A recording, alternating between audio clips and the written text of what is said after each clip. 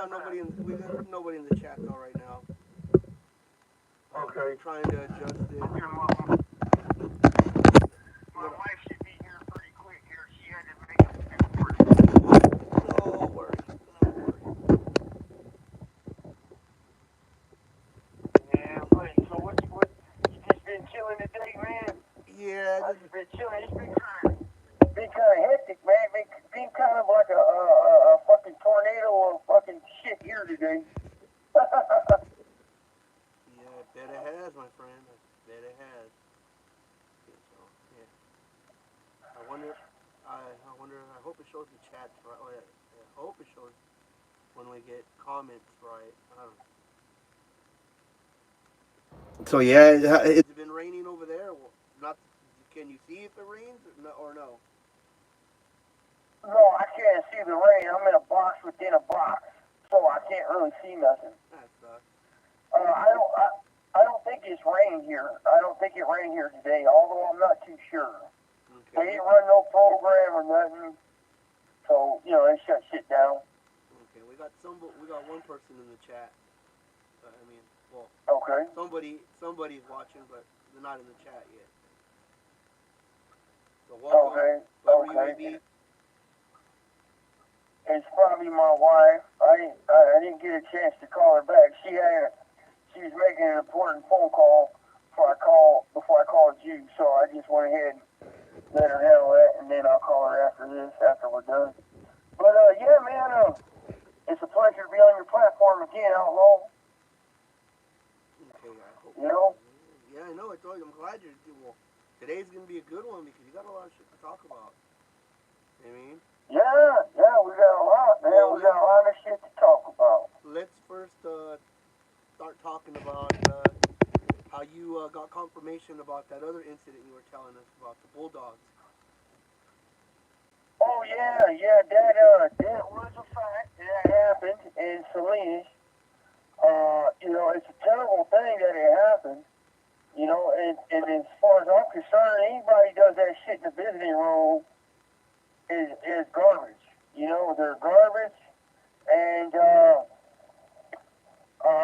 it's not cool, man. It's not cool for families, parents, kids, your wife, your old lady, your fucking friends, your girlfriend, whoever, man, daughters, husbands, wives, whatever. It ain't cool for that to go down in the visiting room. Visiting room's always been like the church, man.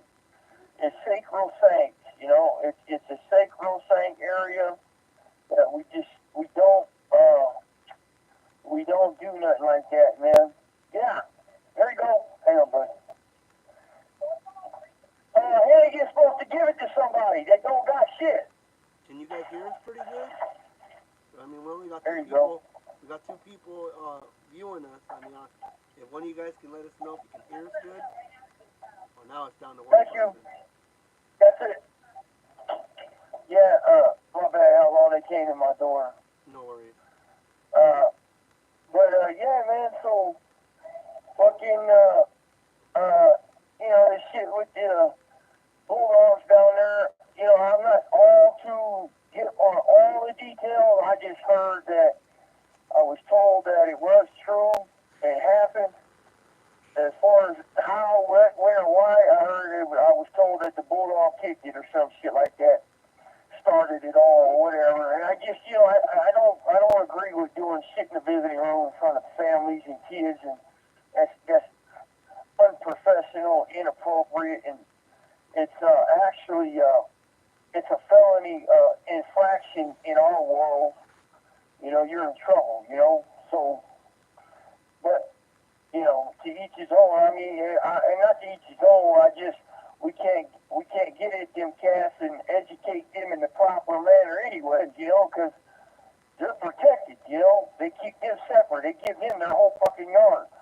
Their own yard. Mm-hmm. So with that one there, I just that's what I found out, bud. Okay. So again, can you? We have three people that are viewing us. Can you let our viewers know? So then, we talked about this last time. I asked you the question about how if the bulldogs were participating in the into hostilities, and you said no, right?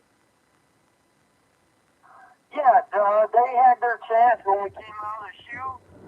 We tried to include them. We asked them if they wanted to be included in this historical moment, and they did not want to be involved. So, we said, fuck you then. We'll move on without you. You're not part of us. You're not part of no GP. So see ya. So then, are the Bulldogs considered, well, in your guys' eyes, the most a real convict? Do you guys consider the Bulldogs as active, or are they just like somewhere? I mean, confused individuals. I Miss D. uh, I think you're confused. What's up, baby girl? I was gonna call back, but it was time for me to get with Outlaw, baby girl. I'll call you after. Can you hear us? But I hope you was able to get. Go on, go on. I hope you was able to get through on that phone call, baby girl. We'll talk after. But to answer your question, Outlaw, uh, I know one of them from way back in the '90s, and he's a good guy. He's probably like 75 right now, 70 or 75, and but I don't know of any others really, and This call and your telephone number will be monitored and recorded. I don't know. I don't consider them active. Not after what just happened. That's not a cool move right there. And it's happened before when I was in Salinas. They hit a guy while he was visiting his family with a chair over the back of his head and his neck. They used a visiting room chair and hit him in the back while he was sitting there with his mom. And they thought it was funny, And it's like, it's only funny when you're well protected in the visiting room by the cops, and you don't have to go to a yard with everybody, and everything is a little bit, out in the open, and you know what I'm saying? Yeah. The way it should happen, if it's gonna happen, not no visiting room. Miss D, can you hear us? Yeah. Well, two questions. Can you hear us? And the second, I don't think it'll let you join because I'm doing the live vertical, and I don't think it lets people join when it's vertical. Okay, she said you can hear us. Okay. Okay. Baby girl, was you able to get through on that call? I hope so. I do. Barry Woods in the house. That's my take on it. Huh? Barry Woods in the house. Barry Woods? Barry Wood, I believe. Hey, is that BW? That's my boy right there, man. I think so. It is him. I think it is, because I've seen him on your line. BW, man. Is that BW, man, from Sacramento? Hey, bro, if that is, I send my love to you always, my friend. I'm still fighting the good fight, man. So That's my old neighbor from Pelican Bay Shoe. Okay. That's cool. See, that's the one good thing. See, we're going to talk about, remember, we're going to talk about the tablet. So that's cool because you're able, even with you on the internet, you're able to communicate or at least have some communication with an old friend, right? That you wouldn't otherwise. Right. If that's Barry Woods from Sacramento, that's my boy, man. That's my old buddy right there. I'm just curious if his first name is Barry and he's from Sac. So let me know if you can hear me, man. Hell yeah. But, yeah, these tablets are excellent, bro. These tablets are excellent. It's the best thing that they've ever given us for rehabilitation. It's helped me strengthen my family bonds. It's helped other people strengthen their family bonds. I'm sure it could be used for a negative manner too, right? There's no doubt about it. Yes. But oh, yes. Well, look at this. that should be done. Just look at snitch tubers. Right. Right. That should be done, though. That should be done on an individual basis, personal behavior basis, not faulting me and my friends for something some weirdo does on the SNY yard with his tablet. Don't take my communication with my folks because I'm upholding the rules. I ain't breaking no rules, nor are my friends. So, but yeah, I will say, man, it's a hell of a thing right here, man, to have these tablets like that. Did Barry Woods respond yet? You got a clenched fist salute from him. I'm wondering if that's my boy, man. But yeah, I send my best to him if it is. Whoever he is, I send mine anyway. But yeah, I go back to the shoe if that's the guy I'm talking about. If that's the guy I'm thinking about. God damn, it's been years, man. I'm still fighting the fight, bud. I'm still standing on my 2 feet, honor and integrity intact, unshakable, unwavering. Get on, bro. But yeah, Outlaw, that's my take on the tablets, man. Now, remember I told you there was a reason why I wanted to talk about the tablets because I mean I agree with you. I think the fact that you guys are able to communicate, communicate with the outside world, family, friends, that otherwise wouldn't be able to visit you otherwise, or you know what I mean, just even if they were, you don't have the time to do it. You know what I mean? It's a lot to visit you guys because they basically scatter you guys out so far away from your friends and family. That to have an outlet like this. I mean, we talked about this before. Like sometimes, like it. I mean, I hate to say it, and free. Oh, stop. Tongue tied. It's just like free society. I think a lot of people are being entertained by their cell phones, which is kind of bad because we spend all our time on our cell phones. But you know what I mean. At the same time, for like you individuals who are incarcerated, it gives you some outlet other to sit there and think of your enemies, or if just in general, just sit there because it becomes a miserable existence if you don't have some sort of outlet. And if your outlets aren't positive and your outlets are negative, you know what your outcome's going to be from something like that, right? Yeah, right. Right, absolutely. I mean, I've seen the tablets shut the whole tier down. I've seen dudes that used to stay on the tier all day doing nothing but fucking hating on people get off the tier and start, interacting with their families, And, yeah, yeah, it does. It's definitely a positive. But right here at this prison, they're using the family communication elements to the tablet as punishment. So here's an example. My neighbor came to the hole for no fault of his own, zero fault of his own, and I guess it was a fist fight, 2-on-1 fist fight, and he was on the short end of the stick, and he took his tablet. He took his tablet because he refuses to turn snitch, or he refuses to cooperate, and he don't know nothing. And they're like, well, you need to tell us something. And he goes, I don't know nothing. Well, they took everything. They took all his tablet communication apps off his tablet, and it's like I understand, if they're going to do it for You have 60 seconds remaining. they're going to do it for disciplinary, whatever. But when a dude comes to the hole by no fault of his own, without any infractions to the CDCR, 115s, write-ups, whatever, don't take his shit from him.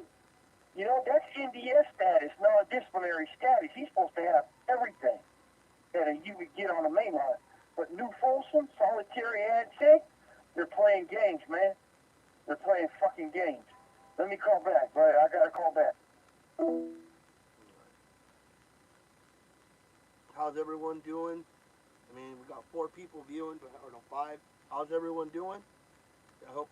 Is it raining wherever you're at? I mean, well, first off, if you're in California, I guess, is it raining where you're at? I mean, right here where I'm at in Southern California, it's been kind of off and on, not too much. But yeah, Brent's gonna call us right back right now.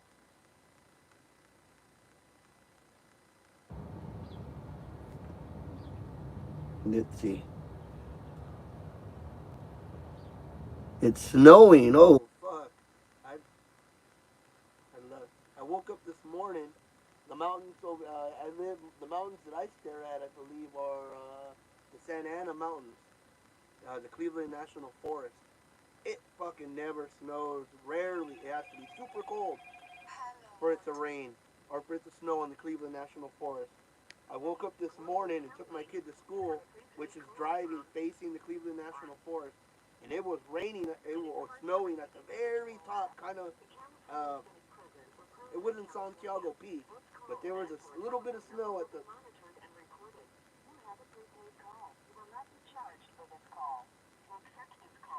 27 degrees. Wow. Global Tel Link. All right, now. Okay, yeah, he's back. So you want to finish off what you were talking about? Oh yeah, just that here at New Folsom, the tablets were given out at first and to everybody.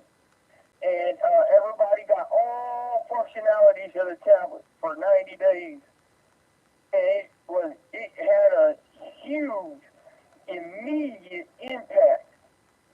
An impact that was so uh, deeply felt that the JCats themselves got some act right. The guys that are faking the funk JCats, they got some act right. And the tablet actually did for them what the medication that they get from the state don't do. Shut them down, put them to sleep, and stop their nonsense with their bullshit little games that they play with staff. So, and I seen it myself. So I know the power of giving people the ability to contact their families and to be a part of, reconnecting with folks, man. But they want to play games here at this prison now with this NDS status stuff and what NDS, like NDS right here, non-disciplinary status is damn near the same status as disciplinary, other than the amount of money you could spend at commissary. You still got the same commissary list as disciplinary does, though. It's like practically crap, like a couple bags of cookies and chips and soups. And who in their right mind would spend $250, $300 on that, right? And and so and you get a package every quarter, right? So and we get the tablet functions. Those are the only things. Now NDS across the board, standardized across the state, which we agreed to on the hunger strikes, standardized NDS status all across the state. And they made some alterations to it in this prison, and they're keeping people in the hole by no fault of their own, and taking their NDS status now when they don't say nothing. If they come to hole for being on the short end of 2-on-1 or 3-on-1 or whatever, or they come to hole for investigation or whatever, if they don't know nothing and they say I don't know nothing, they're taking the committee, the administration is taking everything and putting them on disciplinary status investigation. So, it's being used here to try to get these dudes to debrief and turn snitch. I was just gonna ask Yeah, that. I was just gonna ask that yeah, question. yeah. Okay. I had mine. I had to go on a hunger strike for mine. Me and my friends had to do a hunger strike to get all the NDS. At first, they weren't going to give them back. We had them for 90 days. They turned them off, and they said, This call and your telephone number will be monitored and recorded. they said, you're not getting it because you're an ad seg, you're in a lockup unit, you're not getting a tablet because we don't do that in the hole. So we said, yeah, you do. Yeah, you're going to, and we went on a fucking hunger strike, and we got it for all NDS, and they were abiding by it. But now these new NDS that come back off these main lines, the last 6 months have been told, oh, you better create a story. And I've heard cops, when I was in the committee holding room with all the cages, tell inmates, prisoners,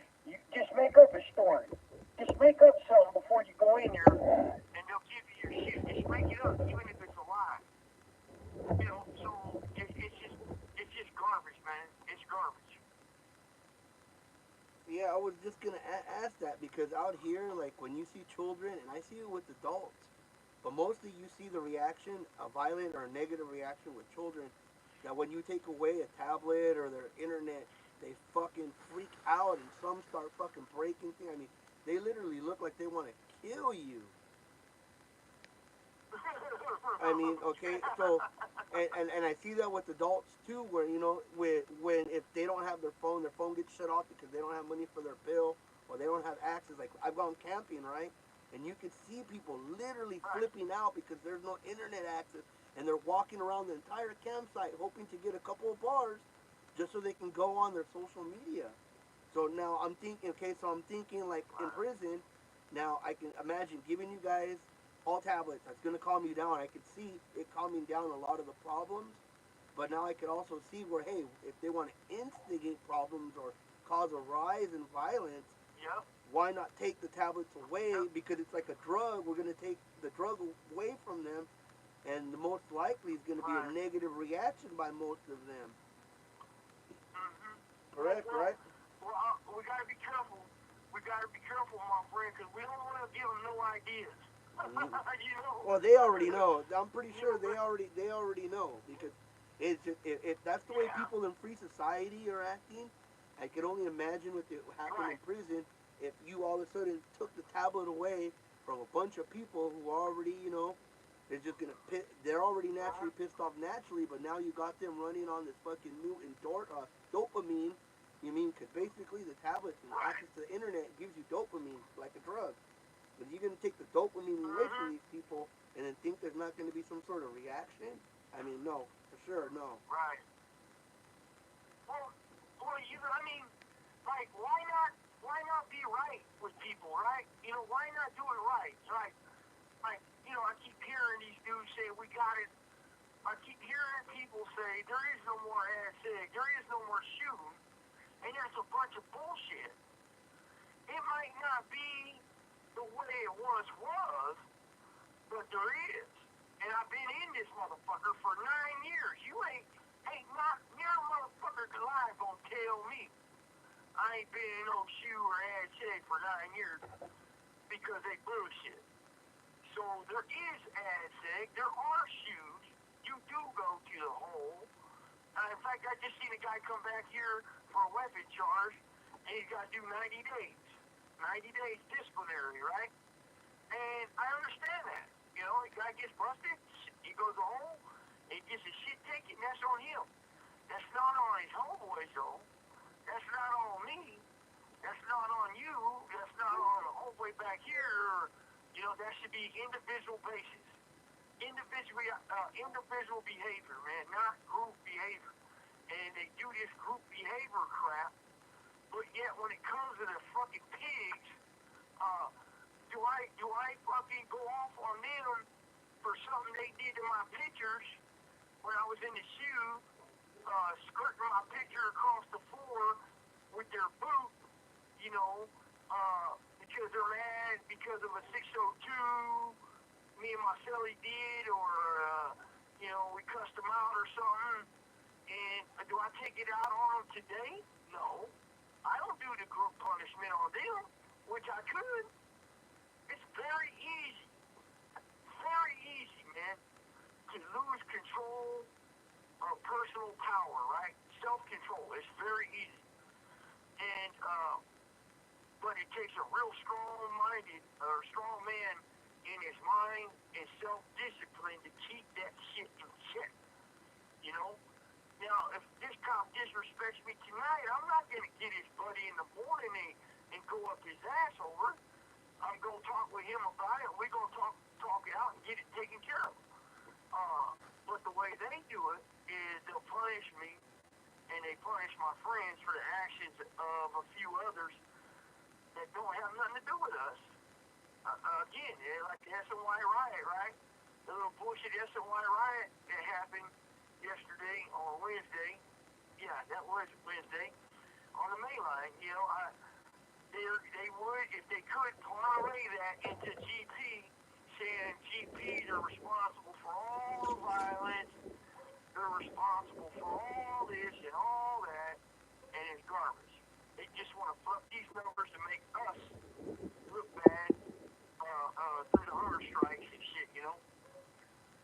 yeah, we'll come back to the subject of technology in prison because I really want to stick on that. But can you tell the viewers what you can? Now, obviously, I don't want you going into too much detail, giving names and specifics. But can you tell the individuals that are watching us, you know, what happened in that riot? If that if the, oh, sorry, did that Your telephone number will be monitored and recorded. did that riot take place on general population or SNY? No, that was SNYPC's. And can you tell us the groups that were fighting? Uh, yeah, it was some group. I guess the cop said the gay boy gangsters, they're gay homosexuals against the two fivers, whoever the fuck they are. But I see it tagged all over the cells and all over the yard cages, the two fiver stuff, and the gay boy gangsters. I guess that's their SNY cliques. I don't know. You know, I've been in these holes for a long time, and you hear them all hooting and hollering, and you know, I'm like, dude, you couldn't make it over here doing that shit. Why'd you? You know, you dropped out over here, you went over there and got in another clique, and it don't make no fucking sense. You know, none. So then, That's who it was. It was all SNY. yeah. So basically, what we're getting at is here, or I want to talk about for a minute or point out, is that obviously these guys are dropouts, right? And Yeah. you mean they got into a fight with, you know, with another group of homosexual gangsters. So these guys who claim to be masculine men, right, decided to roll around and wrestle in the ground with homosexual men. I just get like this homosexual vibe, like if some homosexual guy wanted to fight me, I would have to turn down the fight. Be like, nah, because I don't know if you're gonna try to grab my penis or something, bro. Like, you know, that's just crazy. Hey, he might try to stab you with a banana. You're right. You're right. He might try to stick you with a Yeah. He might try to stick you with a cucumber. Oh boy, so be careful. You literally. That's a no-win situation. You literally have to watch your back in a riot like that. You know. And now that's crazy. You gotta be careful. I would like to ask a prison guard, or well, not Hector Bravo, but I would like to ask a prison guard to actually witnessed it and say who won. I mean, could it be funny if you go, hey, the gay guy won? They probably were sticking each other with a blunt object, right? A blunt phallic-like object, you know, a tubular-shaped object. Who knows? I don't know. They were pulling hair, no? They were probably pulling hair and fucking and trying to grab penises. Oh man, that's hilarious. That's fucking hilarious. And if you guys, that's just funny, man. And that's where that guy, the man torture comes from. Exactly. He comes from them spots right there, bud. Exactly. And if you guys heard me saw it behind Blue Eyes earlier, I fucking went on it, dude. The man toward saw it behind Blue Eyes. Check it out, folks. Nickelback, no? Nickelback 9? Yeah. Nickelback 9, Jay. Yeah, Nickelback 9. Nickelback of Boo Boo. The fucking game. Yeah, there you go. Hey, well, what gets under what gets under my skin? Well, it don't get under my skin. Don't get me wrong, but what I don't like is people playing this race game and Extra digits violation. oh, they're gonna hang up. You see what they did again? Yep. He'll call us back. I think CDCR is mad that we're talking about their favorite fucking propaganda puppet, 59J. So they fucking shut him down so he can't badmouth them. 59J probably sent a text to his handler and goes, hey, shut these guys down. But he'll call us back right now, guys. PNG, if you're still there, clench fist salute, buddy. Yeah, see, that's him calling us back. Yeah, guys, see how funny that when you start talking about these snitch tubers, they shut. Oh, he'll call us back. They're trying to shut him down. It's like they don't want you talking bad about them, you know. I mean, and you gotta wonder, like, who's behind the scenes helping these guys, you know? Because like a lot of these guys get a lot of backlash. A lot of these guys get a lot of comments, dude, and they got a lot, you know what I mean? But yet you don't see the negative comments. They erase them so quick. I mean, they have people behind the scenes. Who are these people behind the scenes that help them? I mean, I'm even going to tell you guys this. I mean, I'm going to do the YouTube challenge. Pay attention how to these snitch tubers. How these guys have content for days. You try to go to work 40 hours a week and then come home and bust out daily content, edit it, right, with visuals and everything, and then post it up. And you'll see very quickly that it's fucking hard as fuck to keep up, pumping up content. Yet these guys dish out content and dish out content like nothing. You know what I mean? Because there's people behind the scenes helping editing them out, editing, right? Writing their content, giving them the talking points. These guys, most of these dudes, these snitch tubers, are pretty much all actors. You know what I mean? That's why you see them trying to be aspiring rappers, or or whatever it is they claim to be, because they're really just actors, and they're fucking selling us a false illusion of reality of what the streets and prison are really like.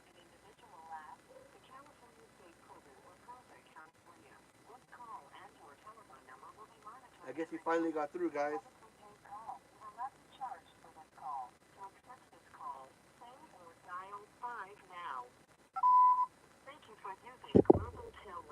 Okay, you're back.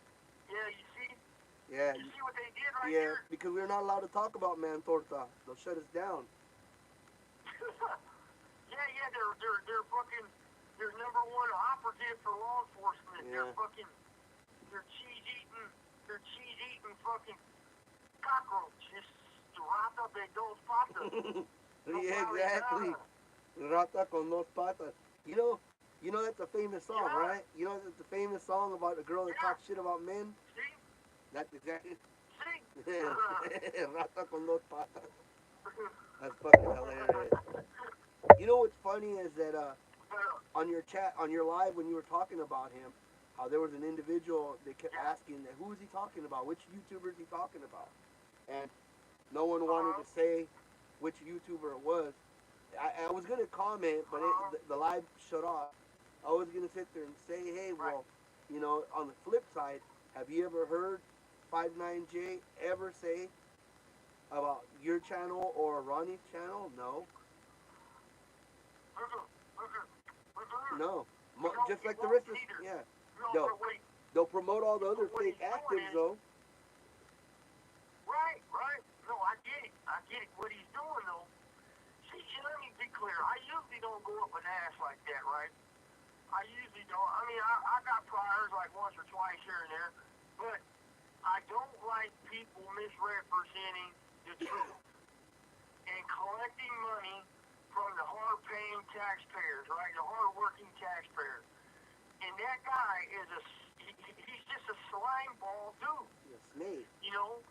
He's a slime ball. And, when he's sitting there talking the racial stuff and the why is this, why is that, this gang here, these skinheads there, and it's like, again, the guy has been out on the street, and then however long before that, he was SNY, and nobody who's about something or active is ever going to talk and have a substantive conversation with, a fucking anal wart like him. A social media leech. He's, right, a social media leech. And he's getting all his information straight from OCS, IGI, and the feds or law enforcement.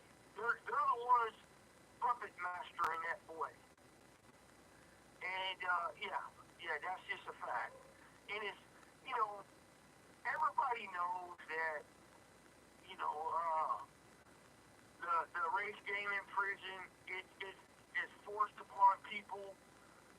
The cops, they're the ones that play it. They're the ones that, separate everybody. They're the ones, and then, people, it's just prison life. It is what it is. But I treat and my friends, Ronnie, and other people, and I can speak for them, I know I can, we treat everybody that's got integrity and honor and morals, and you ain't broke the code and crossed the line and snitched, and you upheld your integrity at all times in life. Hey, man, I don't care what race you are. You do that right there, I got you, man. I got you. You know, if I got some store, you need some store, you need a little help, I can help you. You need some stamps, I got you. You know, and you know, that's why we come across them lines in the hunger strikes, you know. Get rid of all this dumb petty shit that goes on that keeps us divided and the cops conquering. But while they're dividing, man, if we're all busy at each other, they're sitting there taking every fucking thing we got in the 90s, man. Everything that we had in the 90s that the fellas got for us in the 60s, 70s, and 80s was gone in the 90s because we all were fighting each other. That's just garbage.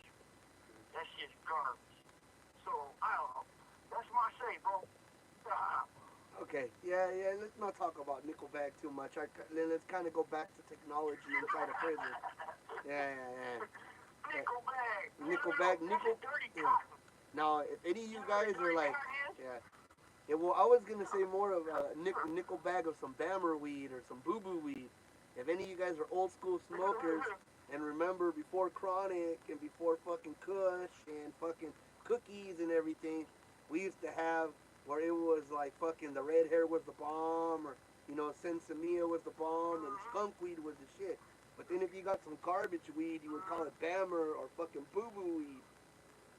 I mean, this guy's a social media Nickelback and some Boo Boo weed. I mean, He's one of these dudes, we call them carpet surfers, bro. garbage. They're searching for the crack on. They're searching for the crack they think they drop in the carpet. So they get down in the carpet looking for this little crack of rock that they drop. Yeah, dude. Anyway, Who's ever heard me? Yeah. Well, we got any questions for Scoots before we go back to another subject? I mean, I guess. Yeah, I mean, you guys can even ask about the fucking social media parasite Nickelback J1, I guess. Got any comments, questions? Shoot it, folks. Get involved. But yeah, man, it's definitely a wild ride today, my friend. I know that much. Gee willikers. Yeah, that's crazy. Gee willikers. Yeah. Now, I wanted to get back onto the subject about the technology. If a question comes up, I'll let you know. I wanted to get talking about technology inside a prison, and we were talking about the positive side of technology, right? And we talked about how the positive side could also be used negatively, right? But I wanted to talk about, and I asked you yesterday if you were familiar with TDCR using virtual reality therapy on inmates inside of California prisons. And I believe you said you weren't aware of that taking place, right? Right. No, I'm not aware of that, but. And then I told you that I found an official statement from CDCR's website claiming that they were test piloting virtual reality therapy on prisoners, and it's also going. They're conducting it, I believe, in like Utah, Colorado, Texas. They're doing this shit in a bunch of fucking states where they're test piloting fucking virtual reality therapy for prisoners. Right. Now. Right. No, I haven't seen that shit here yet. Now to me that seems like something that was probably being done on SNY, right? Like the audio podcasting programs that they got going. So no, here's the thing. I don't know if it's just all SNY because I heard of an audio podcast coming out of Pelican Bay. Yeah, Pelican Bay Unlocked. And I've heard this, and this call and your telephone number will be monitored and recorded. And I heard a friend of mine is the one that started it up there, and if he's listening, he knows I know. And that's a good thing. And I think it's such a good thing that they do got that channel up there, and the GPs are doing that. Man, it's a fucking wonderful thing for us to speak out, right? And shed some real light on what's going on without crossing our own lines, where we hold the line of integrity, right? So we can do that. And if you got an above average IQ, you know how to talk without crossing lines. You go to committee, you talk for yours a committee. You talk for yours on a 602. You talk for yours when you're defending yourself in court. If I can write it on a motion or a 602 or talk about it at committee, or I can talk about it out here, and I think that's a good thing. Now, I don't know. I do know San Quentin and Mill Creek, they got podcasts. And I know Mill Creek's all PC. I don't know the status of San Quentin. San Quentin. I've never been there. I hear some people say that it's all SNY, or at least, or non-designated programming. That there's no actual active yards in there no more. That's what I've heard. Okay. I don't know how true that is. Okay. Yeah. Right. I'm not sure, right?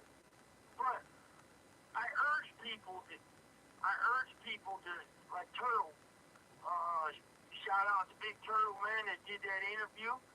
And and I urge people to get on there and tell the folks, what they're actually offering us. As far as rehabilitation for the GP side of the coin, right? Because and I know that on some yards they got a few more programs than they do on others, right? And but I think everybody ought to get a fair shake as far as all rehabilitation, and it shouldn't be targeted towards the SNY groups, primarily, right? Exactly. It just shouldn't, man. You got guys over here on the GP side of the fence that would get involved in the California model if maybe they had a couple little tweaks and turns of it that could fit into the system of our integrity, right? And they would take place in it, man. I don't see the problem in that. Like me and my friends, I wanted to go and get involved in some of the management, anger management, NAAA, and lifer courses in Salinas, right? Because I had a parole hearing coming up, and Salinas Valley would not let me participate in nothing. They would not let me come out of my cell after 6 p.m. because I was cold day custody. And the classes start at 6 p.m. and 7 p.m. But yet at 8 p.m. they let me go out there and get my medication, right? My pain med. Now, and I told the warden, hey man, this don't make sense. He goes, I know, nothing CDCR does make sense. I 602'd it, I lost, they wouldn't let me partake in no program. And this is why I fight, man. Because I think it's wrong to not let everybody have the same type of fair shake at those any and all programs on all main lines. Yeah, I agree. I highly recommend the viewers to check out Pelican Bay Unlocked. Out of all the podcasts I've heard coming out of prison, I think that's the only one that I think general population. I think B Yard, I believe it's from, because there's now this is what's funny is the San Quentin has Ear Hustle, which it's very interesting because stories written by a current prisoner when he first started. I want to say 2 or 3 of his very first interviewers were guys who actually were on the podcast for San Quentin before. Wow. So I find it interesting I that didn't know that. he just so happens to get all the guys who happen to do interviews on Net Geo documentaries, for for police finance documentaries, and then he also gets guys that are appearing on fucking prison podcasts, right? It's kind of weird how they, like, this guy has that connection that he can reach out to the prison and say, hey, I want to interview these guys. and they get him guys. Oh yeah, we got these guys from podcasts that they would be perfect for you. This call and your telephone number And will be then monitored and recorded. and then they got another one in Right. Solano. I forget what the one in Solano is called. Uh, Voices Oh, really? Behind the Okay. Walls, but that one's SNY. I believe that one is only on SNY. The only podcast that I've been Oh, okay. able, the only podcast I found is the Pelican Bay Unlocked general population. Right, right. And if I know, if I heard right, my buddy started it. My buddy started that thing up there, man, and big ups to him if he's listening. And that's a really good You one. know? That is a really good. That's remaining. you're gonna call back. You'll call us back. That's a really good podcast, dude. Yep. I love listening to that one. They got some for real. I mean, obviously they're not boogeyman stories, but they got some real legit stories, and you mean real ones that hit down and deep down in your heart and touch you. You know what I mean? They don't leave you walking away with some negative fantasy that you could be some prison boogeyman someday. They actually fucking, you know, deep down in your heart you feel for them and you can relate to them. They sound more realistic, not like these fucking comic book fairy tales. Okay, so that's him calling us back. So now there's a reason why I wanted to bring up the subject of technology inside a prison, and we'll get into it right now when I tap him back in. Specifically, virtual reality. Have you guys heard of virtual reality therapy inside a prison? If you guys have, leave something in the comments.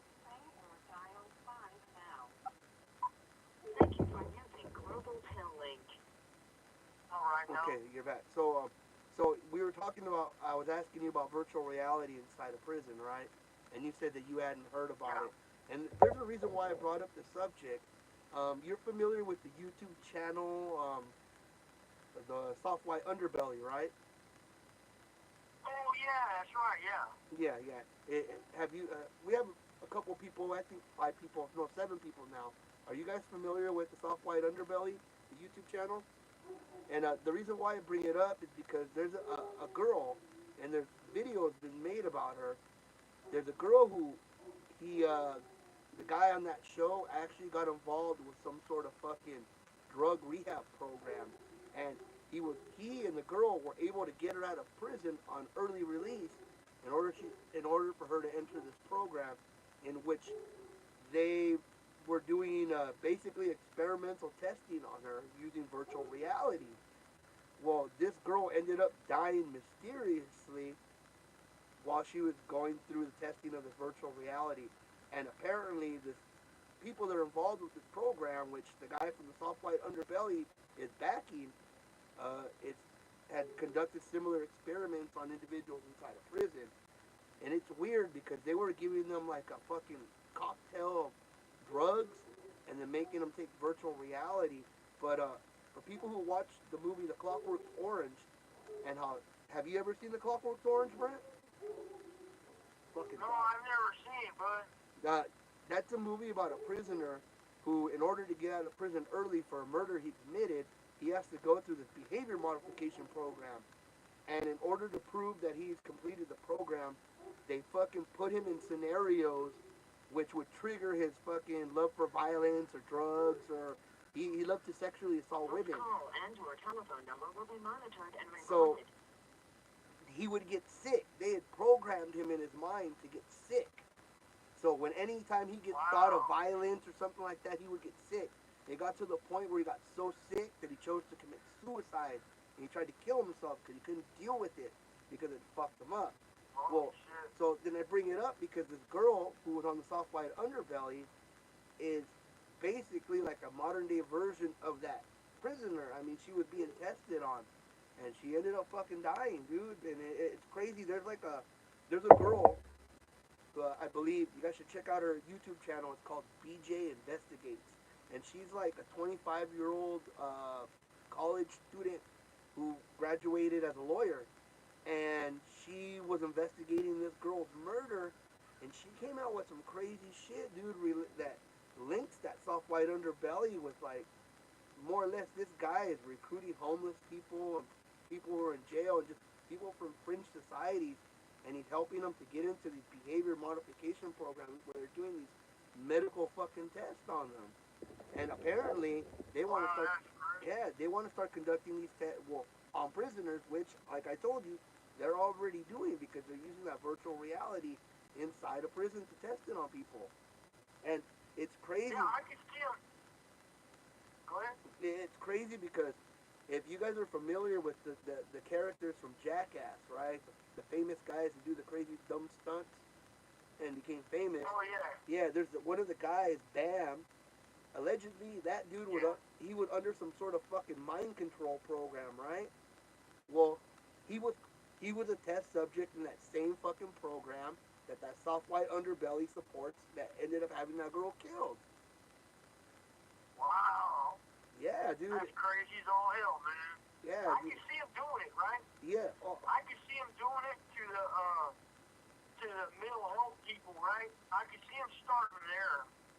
You know, I can see him starting in there and giving them dudes special treatment. Hey, let us try this on you. Let us try this type of treatment and this study on you, and we'll do this, we'll do that for you. I can see it. I can see that happening, bro. I really can, man.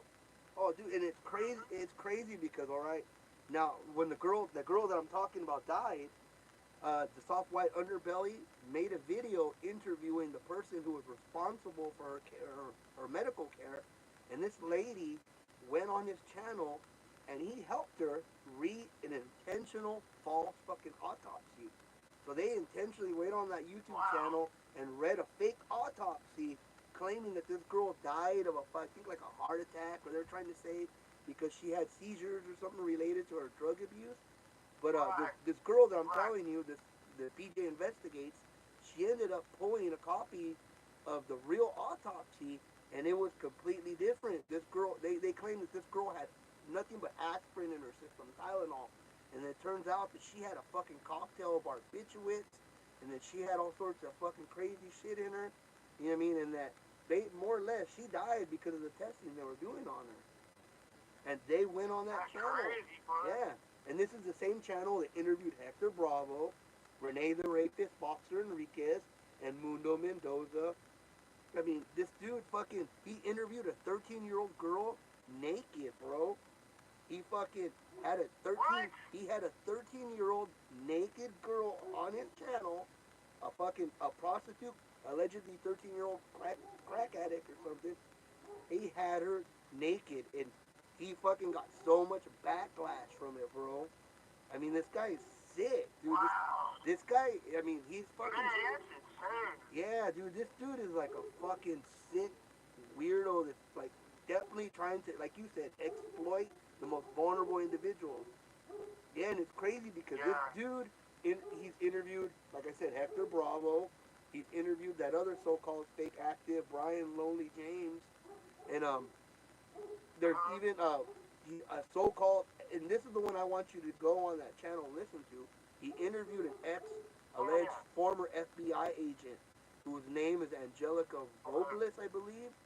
And I shit you not, this lady is a female version of Michael Thompson. For an hour and a half, she sat there and told a complete fabricated lie. And I was like, and this lady is an alleged FBI agent, and she just flat out fucking Wow. lied for an hour and a half. And it was crazy because I thought I was the only one, but when I went on the comment section, it was just riddled with Right. people going, man, this bitch was just fucking lying through her teeth. This lady, oh, it's hilarious, man. This lady allegedly began her FBI career, I believe, in the late 2000, like 2008, 2009, right? And Wow. Yeah. she claims that she was an old school agent that was still climbed up and down the pipes and did old detective work and had to tap phone lines and all this and that. And I'm like thinking to myself, this is just from my personal experience at that time, I was using GPS, MapQuest, Face.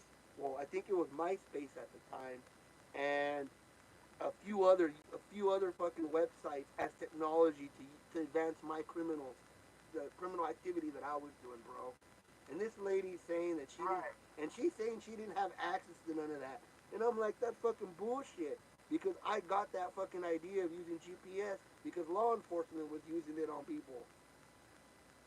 Right. You know what I mean? And I just, Oh, yeah. yeah, she was just That's telling this crazy, fucking man. wild story, bro. She claimed that she was kidnapped by, I think, 10 drug cartel hitmen on some fucking New York freeway with with AK-47s, kidnapped for 2 days and tortured and beaten, and then just released.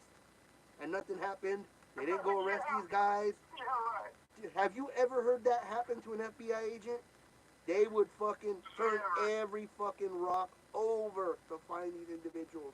You would not escape retribution. That is ridiculous. And then oh man, she was some crazy stories, bro. That she told, like it was just I have to, way out. but you know, like, now that she told me that he's interviewed a 13-year-old girl butt naked, Mm-hmm. I can't watch that no more. No, I dude. can't watch that show. You know, I mean, I can't even begin to even watch that shit no more, man. Because it's like, wait a minute, man, you don't do that. I don't care if she is a crackhead or a whore. She's 13, dude. Like, who does that? Yeah. I don't, like, who the fuck does that to a little baby girl that's being completely misguided in life, and this dude's taking advantage of it, and she's butt-ass naked, and he's gonna do an interview in the same room? I mean, like, that's not cool, bro. Yeah, well, I mean, That is not. he did a crowdsource funding. He did a GoFundMe to raise money so they can send that girl that I told you into drug rehab so she could die. You know what I mean? Like Wow, this dude used his audience to fucking gather money to send a girl to her death, bro.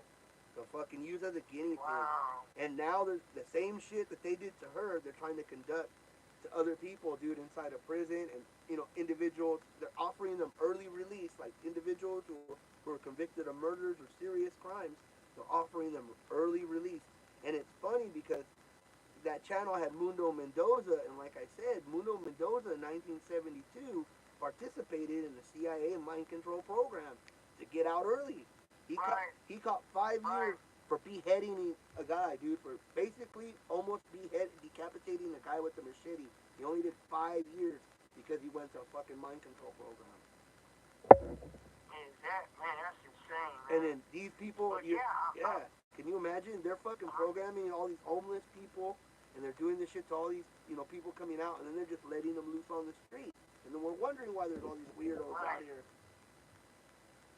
Yeah, I mean, again, look at what CDCR's doing by denying me and my partner's parole. And, you know, at the time, you know, I was in prison for attempted murder in which nobody got hurt. You already know the story, Outlaw. And they wouldn't let me go because I wouldn't debrief. And then you got this guy that got convicted of child molestation the first time, and he got 4 months in the county jail. And he got out, and then he got another molestation charge, and he got 110 years to life. And he came to CDCR, and he did 10 years, and they let him parole. They cut him loose. And it's like, wait a minute, man. You know, you're going to let that type of scumbag back out to the streets but keep me slammed? Like, I can't even get a fair shake out the shoe, much less go home. And it's like, what the fuck, man? That's the type of system we're working with, bud. And they want that because they're going to use these guys to create the illusion and be that you guys in jail, ordering these guys to come out and commit these type of crimes. And then they're going to use that to create a new shoe. They'll obviously name it something different. You mean, they'll reword it something different. You mean, they went from ad seg to shoe, and they'll call it something new. Right. They'll find some new one. Okay, so go on. Let me clear this up. Okay, administrative segregation is ad seg the whole. It's where you go pending the shoe. Okay, the security housing unit. It's Pelican Bay or Corcoran, right? They still have the shoe. it's just a lot less full, you know. And Pelican Bay, I think there's 3 or 4 shoe buildings that are still being operational, and then in Corcoran, there's like 2 buildings that are operational, and one is GP, non-triple CMS. They don't mix us there with mental health, and the other one is the mental health unit. So there's still shoot. Now, the ad tech and the shoot time is basically the same doing time, right? It's the same type of program of doing time. So the hole's the hole no matter where it's at. You have 60 seconds remaining. Oh yeah, they'll just. Ad tech and shoot. Yeah. It's just a play of words. Yeah, they'll just change it. They'll always just change it. Yeah, let me call back. Right. So have any of you guys seen the video that I was talking about on the soft white underbelly? I believe the girl is Amanda Rad. She was on there quite a few times, and the poor girl was had some mental problems, mixed with drug addiction, and they took advantage of her, man. They fucking put her in some fucking virtual reality mind control, modern day Clockwork Orange. I shit you not. If you guys have seen the Clockwork Orange, they basically did a modern day Clockwork Orange on the poor girl. And the soft white underbelly was responsible with sponsoring it. And I mean, and he's all like I said, he's also had Mundo Mendoza, who's also a fucking mind control fucking puppet.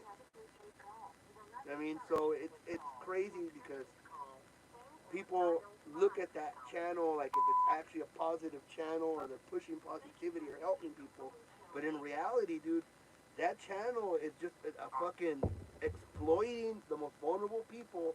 I mean, he's basically doing what Puff Daddy and Epstein were doing on the same level, bro.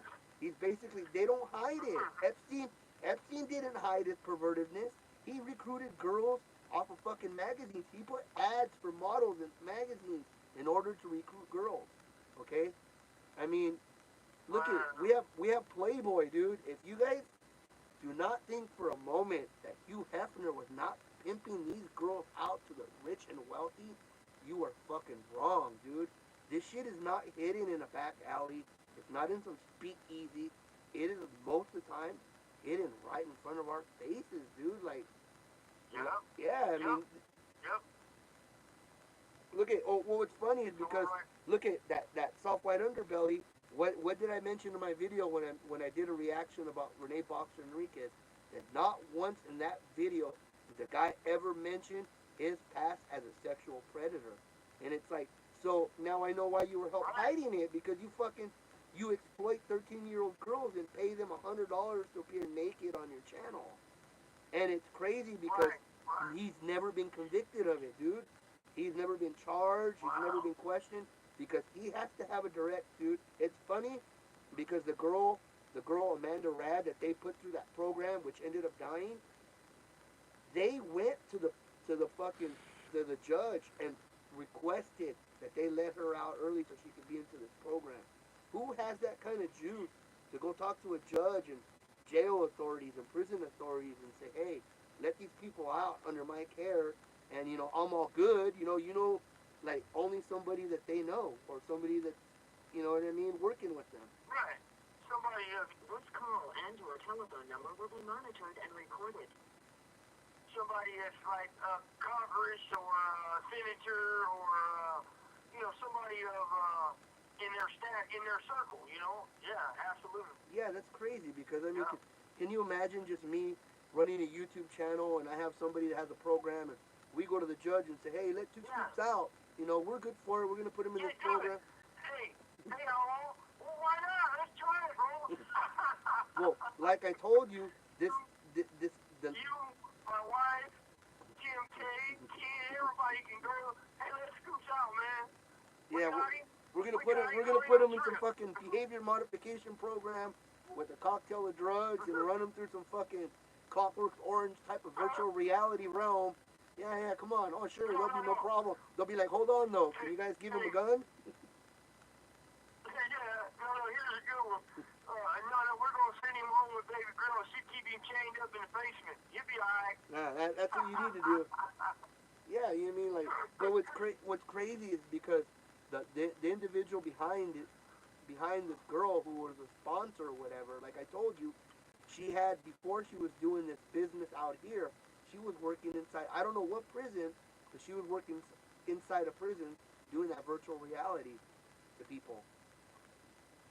Wow, So that's you mean crazy. they're That's conduct crazy, yeah, they're man. conducting that shit on people, dude. They're fucking, and that, like I said, I mean, that soft white underbelly is somehow involved and linked to it, dude. I wouldn't be surprised if half those people on their channel have been at some point gone through some behavior modification program that he recommended. Mm-hmm. I think we're gonna have, that's something to keep my eyes open on, man. They damn sure ain't putting them virtual goggles on me, partner. Yeah, Hell no.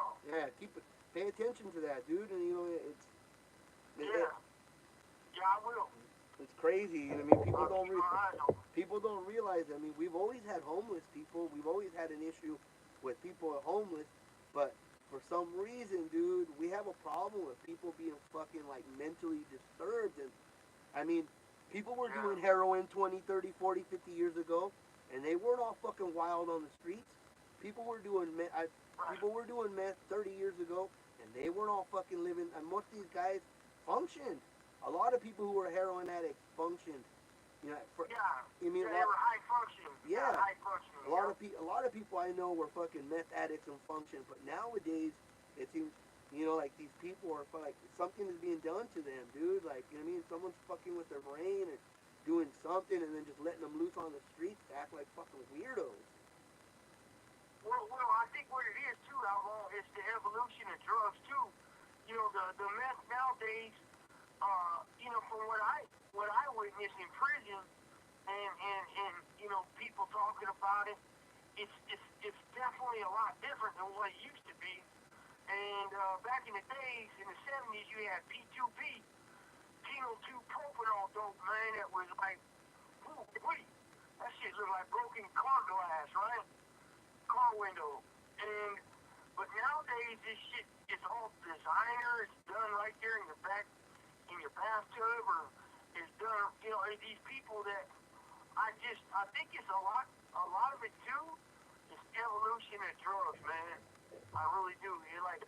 So I read a book by Chapo, one of Chapo's cooks, right? I won't say his name. I keep that. It's all in Spanish. I read it. In the 80s, in the 90s, Chapo was the first one to cut the heroin with fentanyl. And in New York, they got a lot of bad batches of it, and people were dying because it was so fucking strong that they didn't know that he was that fucking good at dope. And he was cutting it so bad to where he had to actually hire some sort of people to get the cut right. And they over there they were calling it murder or red rum spelled backwards. I mean murder spelled backwards, red rum, and or some shit like that. And in the late 90s, early 2000s, the heroin coming up from Mexico was a lot stronger, but it had a harder hook to it. It had a harder hook. So like people that are kicking fentanyl, oh my God, man, it's a pharmaceutical grade opiate, and it makes them so fucked up from the kick. It's 20 times worse than kicking heroin. Regular black tar heroin, is not near as bad as kicking fentanyl because it's clean, it's pure, and it's pharmaceutical grade shit. And I just believe it all comes down to a lot of it, evolution of drugs, man. I think And in prison, I think so, but I mean, who create? You mean who really creates these drugs? Because I mean, do you really think people like El Chapo and his people are sitting down and talking about this chemical compound combined with that chemical compound is going to create this effect? No, it has to be nope, somebody, nope, somebody from yep. some sort of former government or current government official or scientist that comes down and is teaching these guys. You know what I mean? Like these guys don't. These guys don't decide the measurements of what drugs. Someone is just basically giving them a blueprint. Okay, look, you do this with that. We're gonna put this. Yeah, go on. So, okay. In this book I read, there was two of them. It had, high-powered CIA agents involved, FBI agents involved on the down low. They always are. The war against the drugs. They always the war against the drugs with Ronald Reagan in office. So they told some people down in Mexico how to make their shit a little bit better. They hired the scientists. They hired the right people to make the right cuts, and it wasn't some paisano like Chapo was sitting there. Let me figure this out. Hell no, it wasn't him. I mean, the guy was worth $50 billion, man, and so he didn't have to touch nothing. You don't gotta touch nothing when you got that much money. You ain't gotta touch shit. And a lot of times shit can't be traced to you. I got $50 million. I ain't never touching nothing. I don't even want to know about it. Just do what you do, send my money over there. Well, that's what he was doing according to the book, right? And there's a part in the book where CIA had him in an airplane, and they took some testimony from him, because he didn't want to go back. He didn't want to be taken to the United States, because he knew if he was going to the United States in the late 90s, that he was never going to be back in Mexico, especially if the American law enforcement and prisons got a hold of him. He was not getting out of the prisons over here. Well, the CIA said with the Mexican government on this secret flight that they took from South America to Mexico, that the affidavit he gave up, the declaration he gave up on that airplane, on that 7-hour, 8-hour flight, was so powerful and involved so many top American law enforcement officials and Mexican officials, all the way up to the president, Calderon, and Fox, and other people in the United States, the first George Bush, the George Bush father, senior, and some of his cabinet members, and a lot of the top CIA, they said they literally had to burn that document before they touched down in Mexico, and did so in the plane's bathroom, because they could not allow that document to get out there due to all the high-powered law enforcement, government agents, and everybody being in that fucking document. Now, could you imagine that? That's crazy, huh? Now, we had a comment. Someone was asking about who you're talking about. He just referencing an individual, a high-ranking, I believe, chemist, probably for one of the Mexican cartels, in a book that he read, and how he was explaining how the government's involved with the drug trade. I totally agree. I often frequently tell people of Mexican nationality who believe the illusion that an individual like Chapo is really like a major fucking drug lord, and I try to explain to them that he was created. He's not who he would be considered I wouldn't even consider him a CEO.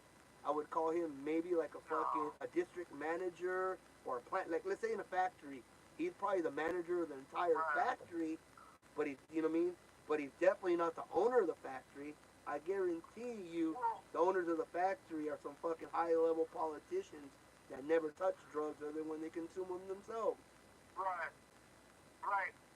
And look at, not to get off into this other trip too far, but look at Osama bin Laden. He was created by the CIA and This call and your telephone number will be monitored and recorded. So if the documents prove right, then he was funded and created by the CIA as the Taliban, because Ronald Reagan was cracking down on the opium in the poppy fields, and opium over here into the United States.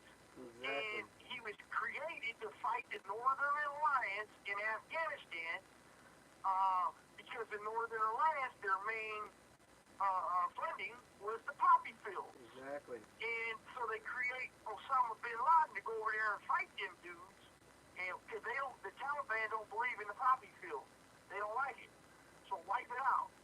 So they created this man, and a lot of his shit, end up turning around to bite them in the ass years later. But like I said, man, that type of stuff goes unheard of by the American public. But I read a lot. I've read a lot. All my years in the shoe, I've read a lot. Well, I personally believe that they psychologically profile the individuals who they recruit because they know that it's a double-edged sword that they create you as a boogeyman, right?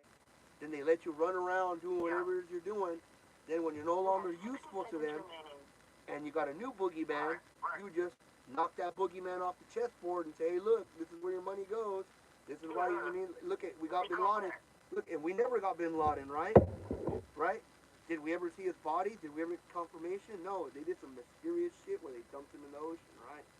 But he'll call back right now. But how many of you guys are aware that Pablo Escobar's son wrote a book a few years back, and as a matter of fact, in his book, he claimed that his dad was somehow connected to George Bush and the CIA, and that the whole reason why the whole thing where they took him down and went after him was similar to Osama bin Laden. After a while, he just kind of went rogue, and for whatever reason, he no longer wanted to work with them, or something about money laundering. I'm not exactly too sure, but apparently they claimed from the beginning that that dude was fucking chipped up with the government. You know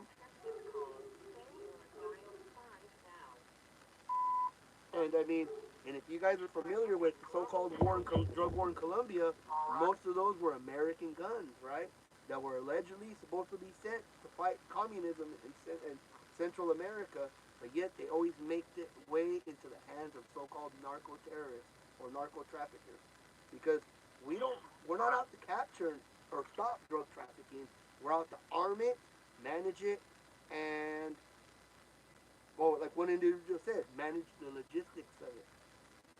Exactly. Yeah.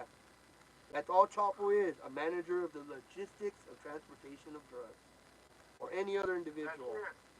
Because you see them, like look at Whitey Bulger. Whitey Bulger for over 30 years was allowed to run around in the streets, right? Murdering, kidnapping, extorting, committing all sorts of crimes. And then all of a sudden, when he became a senior citizen and no longer a useful active informant, well, hey, let's arrest him.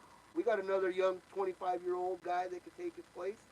And then we just fucking, there's our boogeyman. Yep. They out with the old, in with the new. That's how they do it, bud. That's how they do it. You know what's the truth? Outlaw is prison is a microcosm of out there, but in here you can't escape. You can't get away from what you did. And out there you come over and running high and do a little thing, whatever, and get on the internet and start talking shit about everybody. You know what I'm saying? Yes, sir. And here it don't work like that. And here you gotta face the monster.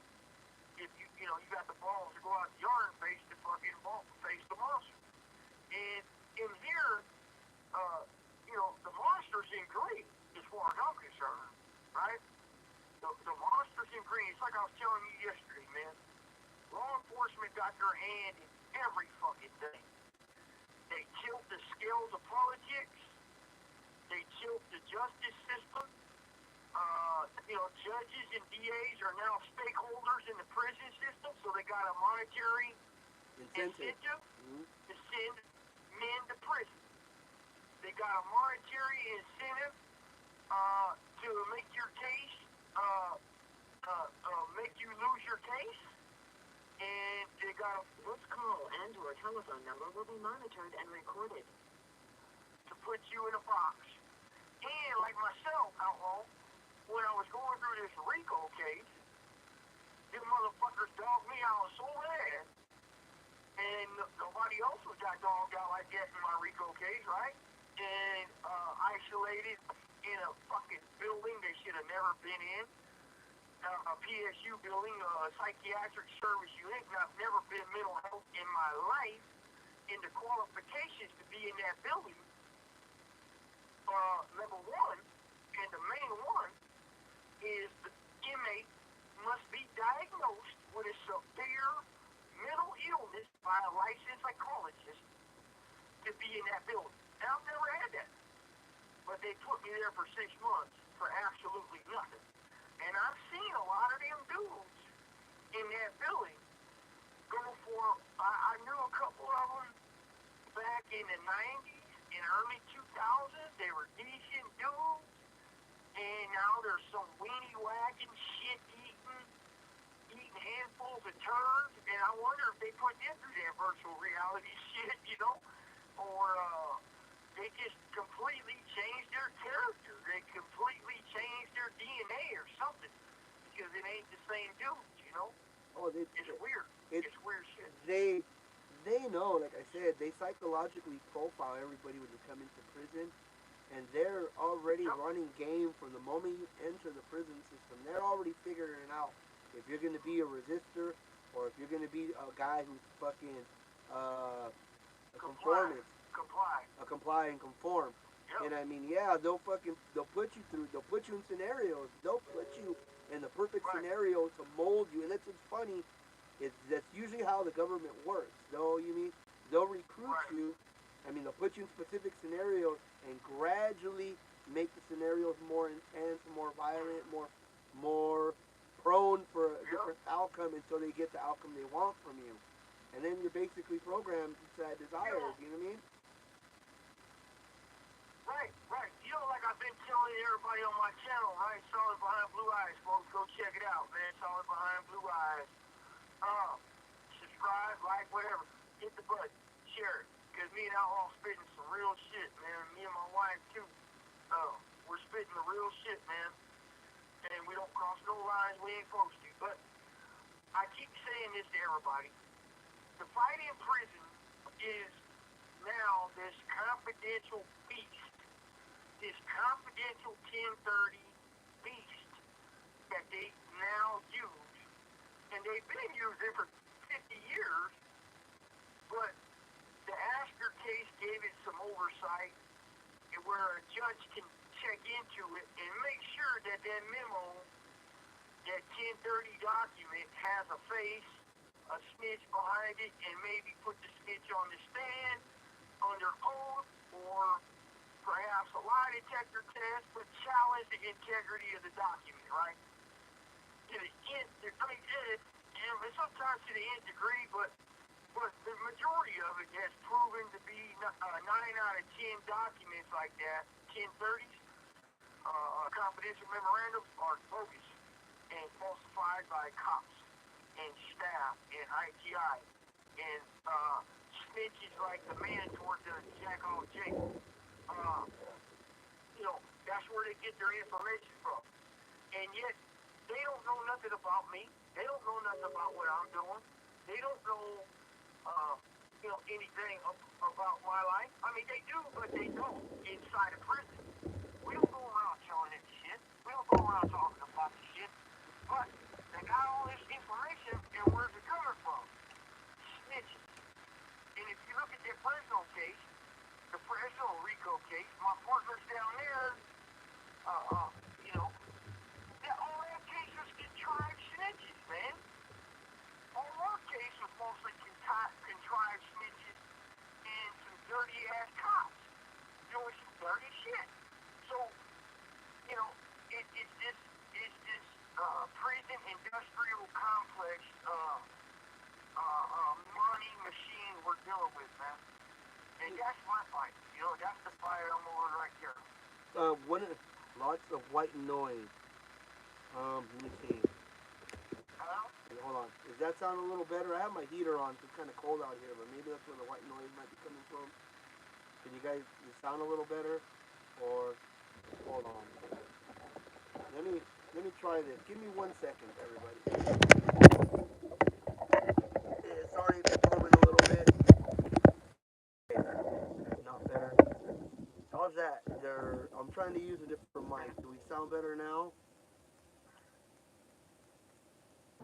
sound better now, baby girl? Everybody? Yeah. Let us know. Give us a thumbs up or something. It's better. Okay, yeah. I'm using my mic. Okay. I was just using the iPhone, the mic that comes on the iPhone, but because the battery was kind of low and I didn't want it to go dead on us, but it's more than enough charge. So now I'm actually using the mic. Is the volume all right, or do you guys want me to turn it up or something? So now, Can y'all hear better? yeah, Is it okay? yeah. Your wife said it was much better.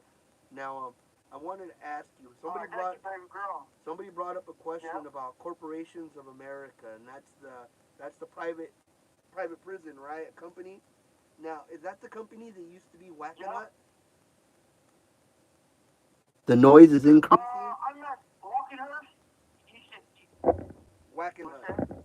They said the noise is increasing. I'm trying to think what white noise are they getting. Cause I don't know. okay, I don't know. I had my I don't know about whacking hut. okay because or no, the Geo Group, right? Or is it the Geo Group that it used to be? Or no, or I think Wackenut turned into the Geo Group. But Okay. well, anyways, the reason why I was bringing the reason why I was bringing that up is because Wackenhut is a Geo Group. Wackenhut was actually started by George Wackenhut, who was actually an original OSS officer, which is the precursor to the CIA. So it's crazy that you like, no matter what you do when you go through the prison system, you will always pull threads of like high level intelligence operatives.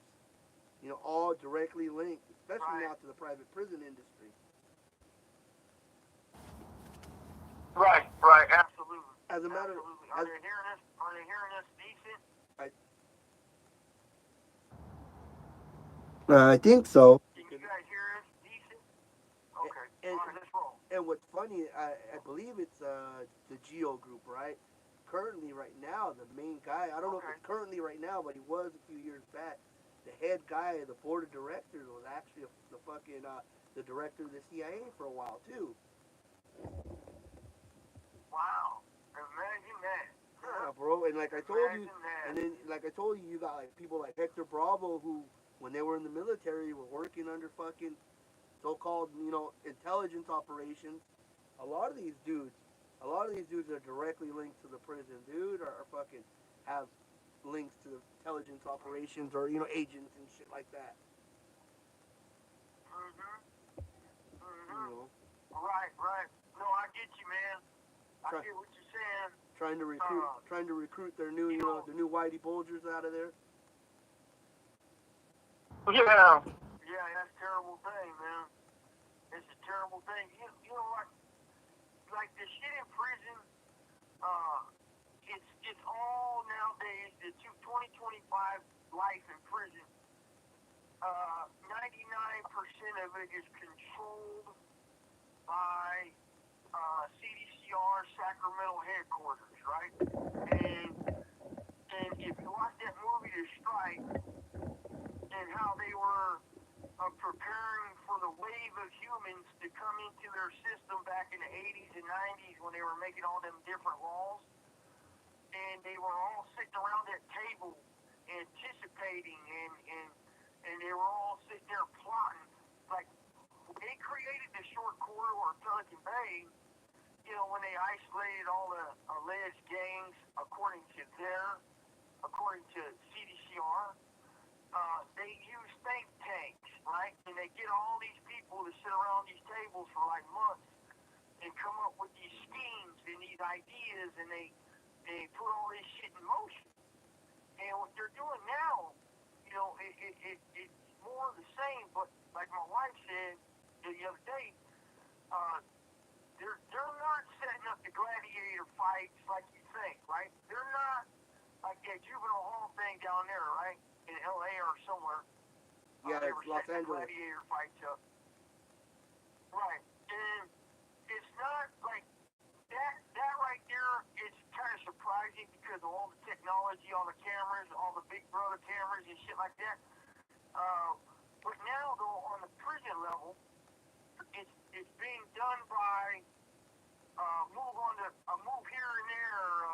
this guy over here, that guy over there, and then saying, well, we got confidential information. And they probably do not have confidential information.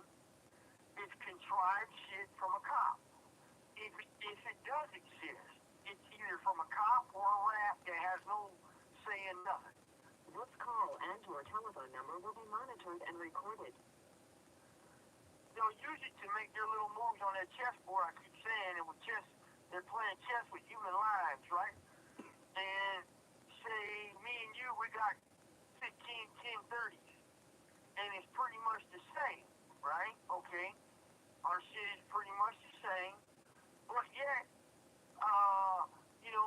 our programs are different, and I don't fucking play ball with the cops, and maybe this guy over here, not you, but someone else plays, like, favoritism, or You have 60 seconds remaining. he'll fluff their ego, he'll go out and talk to them, or, he does it, shit like that, right? Like, I get along. If one of them want to say, hey, how about the Green Bay Packers, I'll be like, yeah, all right. Or San Francisco Giants, yeah, all right. But other than that, that's it, right? I'm not going to sit there and have a chit-chat with them in a dark room anywhere. But there are some people that do that, and I'm not one of them. And I'm not one of them that can come and drop a hint to me about somebody, and that hint turns into a fucking tree. That like a seed, Here, let me call back. We had a comment about, I don't know if you guys saw the comment about the snitch influencer who's allegedly probably one of the goofiest snitch influencers on social media, an individual by the name of John Diesel. I totally agree with that. That dude is a fucking goofball. If anyone does not fucking think that for 1 second that guy was on some fucking EOP yard whenever he's incarcerated, you're fucking nuts. That fucking guy is a fucking goofball. And again, he's no different than all the other snitch influencers who claim to be active. They kind of fucking blur the lines. That they never clarify exactly if they're active or not, but they just kind of pretend that they are and hope people believe them, right? Like Dubs, like Neil Nazad, and like Savage Studio tried to do until people realized, right, that he was a fucking dropout. Thank you for using Global Tel Link. Alright, I'm back, bud. You're bad. Yeah, no, I was just talking to the viewers because somebody had commented about. I don't know if you're familiar with the guy, a YouTuber, a prison YouTuber called John Diesel, and he's I think he claims to be not from Northern California. I'm not sure if you're familiar with the group the Border Brothers, but I think this guy claims to be a Border Brother, and it's like it's like an immigrant gang from Northern California, I guess, But this dude is a fucking weirdo, dude. He's a fucking Really? J-Cat weirdo. That's funny. But they're all J-Cats, bro. I was telling the viewers, I go, all these guys, like, seriously, all these dudes, the overwhelming majority of them are all fucking J-Cats. Like, even a lot of these dropout ones, like, come on. You got the guy, the president of the fucking, the Northern Riders or the Riders. There's no one that's going to dispute that guy does not have a mental disorder, bro. That dude probably is always wearing virtual reality glasses because he lives in a virtual reality SNY world of his own. You know what I mean? Then there's this guy, dude. I don't know if you're familiar with the other guy, Neil Tazad, who is this African American who, in his delusional mind, thinks that he is fucking Latin. He thinks he's fucking Mexican. Holy shit. He fucking acts more Mexican than a Mexican would act. And this dude, but the dude has been bipolar his entire life, and he's told that he should be on fucking psych meds because he's a fucking weirdo.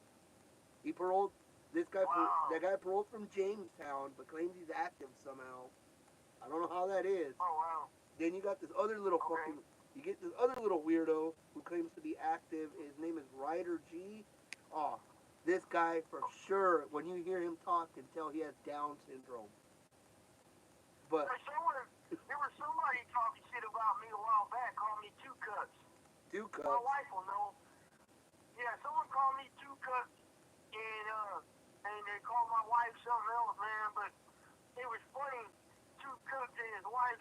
program time. Yeah, yeah, someone recognized what I was talking about. The guy Ryder G. This guy too also paroled from Jamestown, and I asked him one time on his live. I'm like, hey bro, you paroled from Jamestown. Jamestown's not an active prison, and he was like, he didn't. He goes, oh no, it was active as fuck when I was there. And I was like, but I didn't ask you for this. I'm like, I'm not denying that it's not active, but what I'm trying to say is that you're not an active, bro. What the fuck's your problem? But I shit you not, dude. The guy has Down syndrome, man. I almost don't want to make fun of the guy because it's obvious that he's got some mental disorder. But then there's this, yeah. Then there's this other guy. This old, he's a comedian, a YouTube comedian who calls himself Beaver. Okay. Yeah, this guy claims. Beaver? Yeah, Okay. this guy swears he's an active too, but this guy fucking paroled from Patton State Mental Hospital, bro.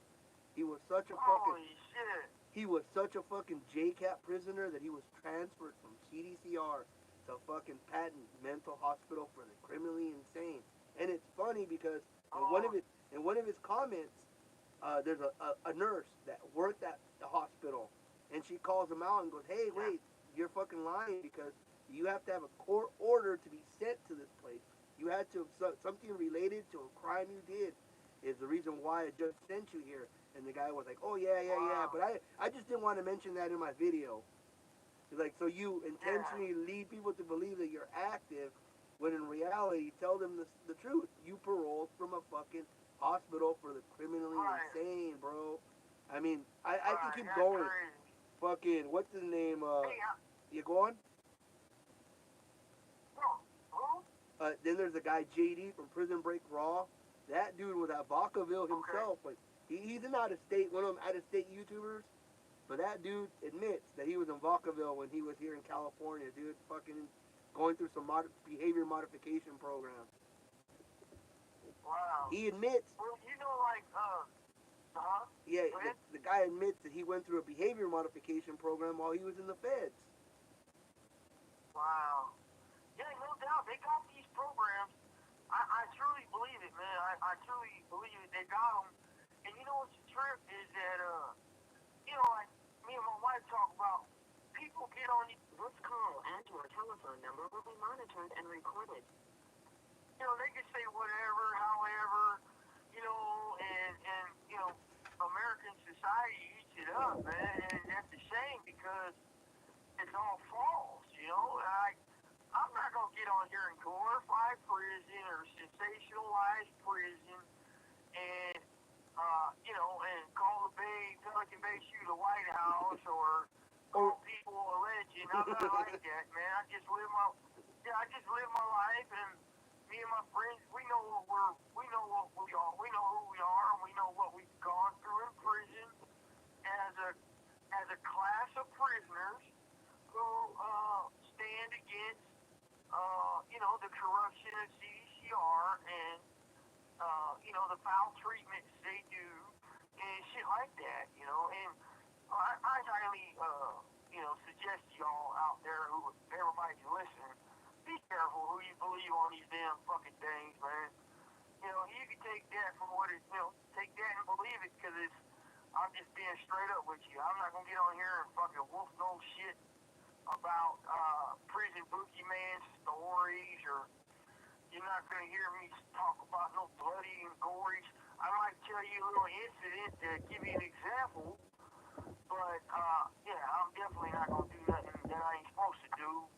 And but you know, these people like them other YouTube guys, right? Fake, they're fake, and it's funny because like they wouldn't last a day on a level 4 180 yard, you know. And Jamestown's always been level 2, bro.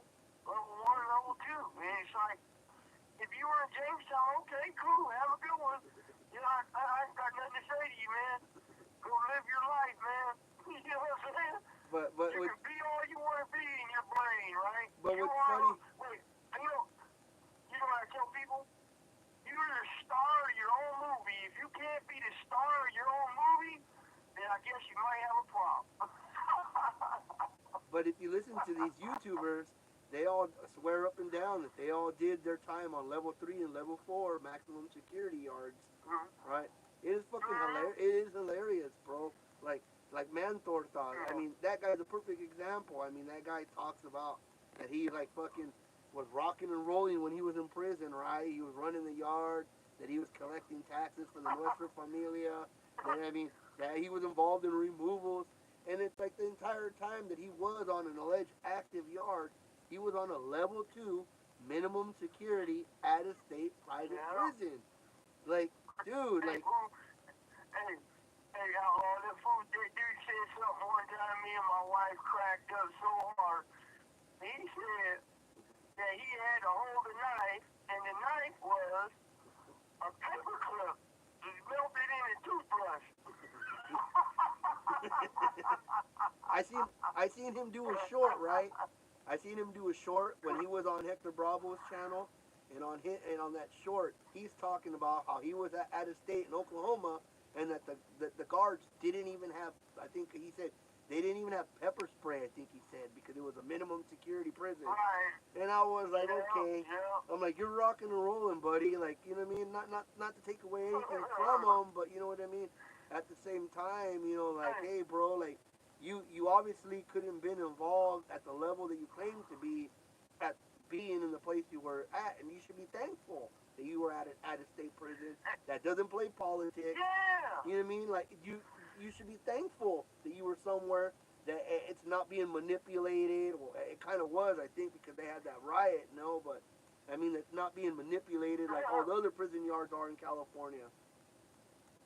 Hey, you know what's funny, fool, is that, Outlaw, it's funny that, you know, I couldn't believe that fool, that guy actually said, oh, man, I fucking had to hold the fucking thing, man, and he was giving an example that it was a fucking paper clip melted into a toothbrush, and for me, that's a toothpick, homeboy. I'm gonna pick my teeth with that damn thing. That's about all I'm gonna do. That's crazy. And it's like, are you fucking serious, dude? And he thought that was something big. He thought that he was fucking. I mean, he truly felt like he truly came off like. Even today or the other day when he was making that fucking racial bullshit on us, he said their weapons of choices were a fucking staple and a motherfucking shampoo bottle. You want to know what the shampoo bottle's for? Piss. They gas each other. Oh, yeah, see, that's what I'm saying. Like that dude's a fucking clown. Remember, I mentioned it on your live, dude, and he erased it. I've been trying to find the video, but he erased it. There was a video where he talked about. Yeah. There was a video where he talked about that they pondered that they were going to retaliate against the northern Mexicans by when they paroled, that they were going to burglarize their house, and then they were going to put child pornography inside their tablets, and cell phones and stuff. And I was just like, bro, I'm like, that's just fucking, that's like on some pedophile shit, dude. Yeah, tell the folks right now what you said on my thing today, bro. Yeah, I mean, what they do in his partners. Yeah, listen to this, folks. Listen to this shit. This guy, when he first came onto YouTube, fucking Nickel Bag of Boo Boo 59J, when he first came onto YouTube, he did a video that he erased very quickly, and where he was talking about that him and his buddies, his SNY homies, were pondering that when they, for individuals who were going to parole, and then what they were going to do when they parole was break into the house of northern Mexicans, and that they were going to active northern Mexicans, influential active northern Mexicans, and that they were going to plant child pornography into their electronics, like their tablets, their computers, and their cell phones. That way, the fucking cop, and then the cop, obviously, then they would have to tip off the cops, right? And then the cops would arrest these guys for having child pornography. And I was just like, dude, like, that's like ratting on a whole nother level, bro. Like, that's it. That's like beyond ratting. Creative. Yeah, that's creativity of snitch influencers. That's a whole different trip, man. Holy fuck. But that's crazy because back in the 60s, in the late 60s, when the FBI created their COINTEL program, that's the kind of shit they would do. Like, they would get you all drunk and drugged up, and then have you pose with naked girls, and then send those pictures to your wife, Like they would do foul shit. They would get you to purposely get seduced by an underage girl, and then they would record that, and then they would release. Yeah, they would do all sorts of foul shit like that, and I'm like, bro, like that's some fucking low level scumbag shit, man. Weirdos, exactly. Fucking weirdo shit. That's pedophile shit. Like the thing is that but the thing is that these guys themselves have to go and download the child porn themselves in order to implant it into somebody's shit.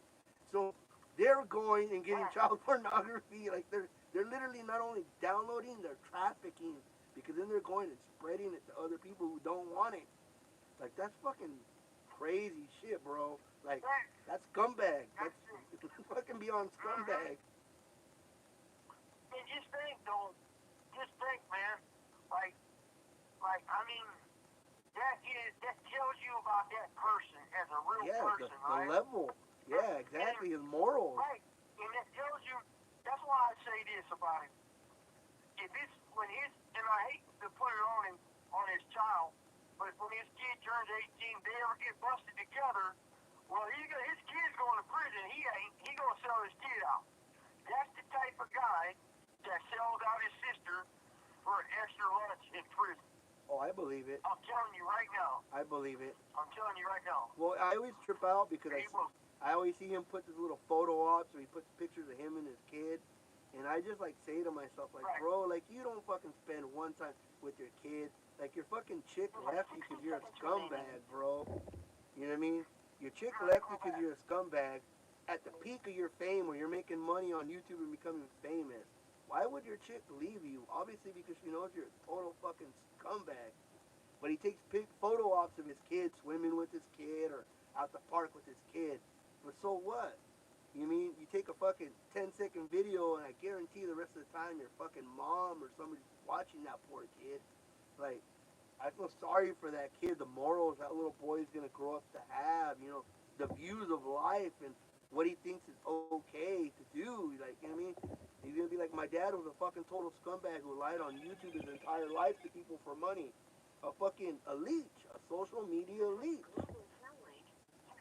He's the equivalent of the fucking 1920s snake oil salesman who go town to town peddling fucking bullshit lies to people for money. Like that's what this guy is, dude. Like, and this guy's gonna, this little boy is gonna grow up to tell people, my dad's nickelbag boo boo Jay, right?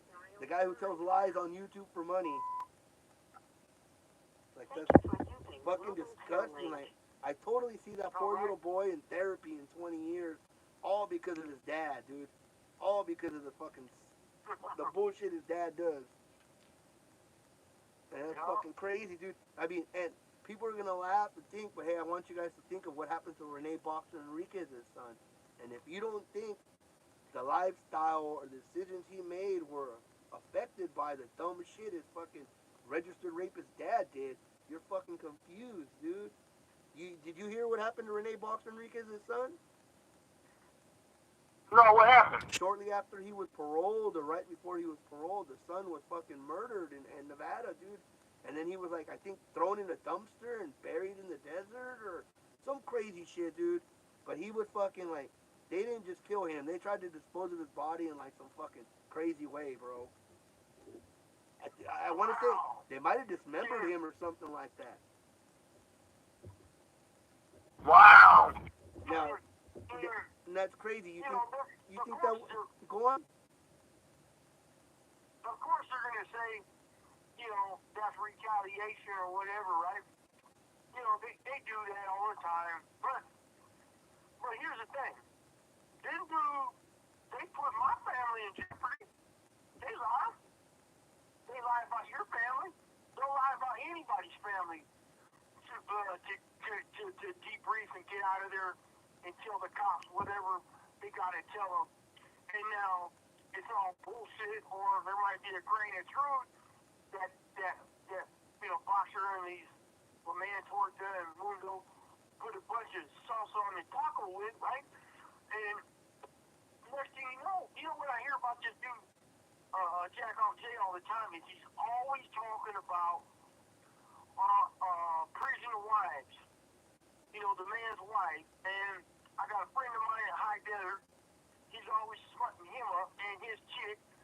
And it's like, dude, just shut the fuck up and go live your life, and you're free.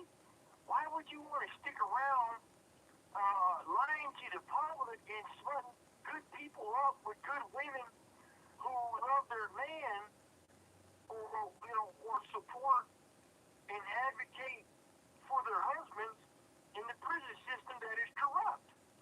And, you get these dudes like that, like this guy here, 59J, who go around and they do all this crap and they think it's funny, right?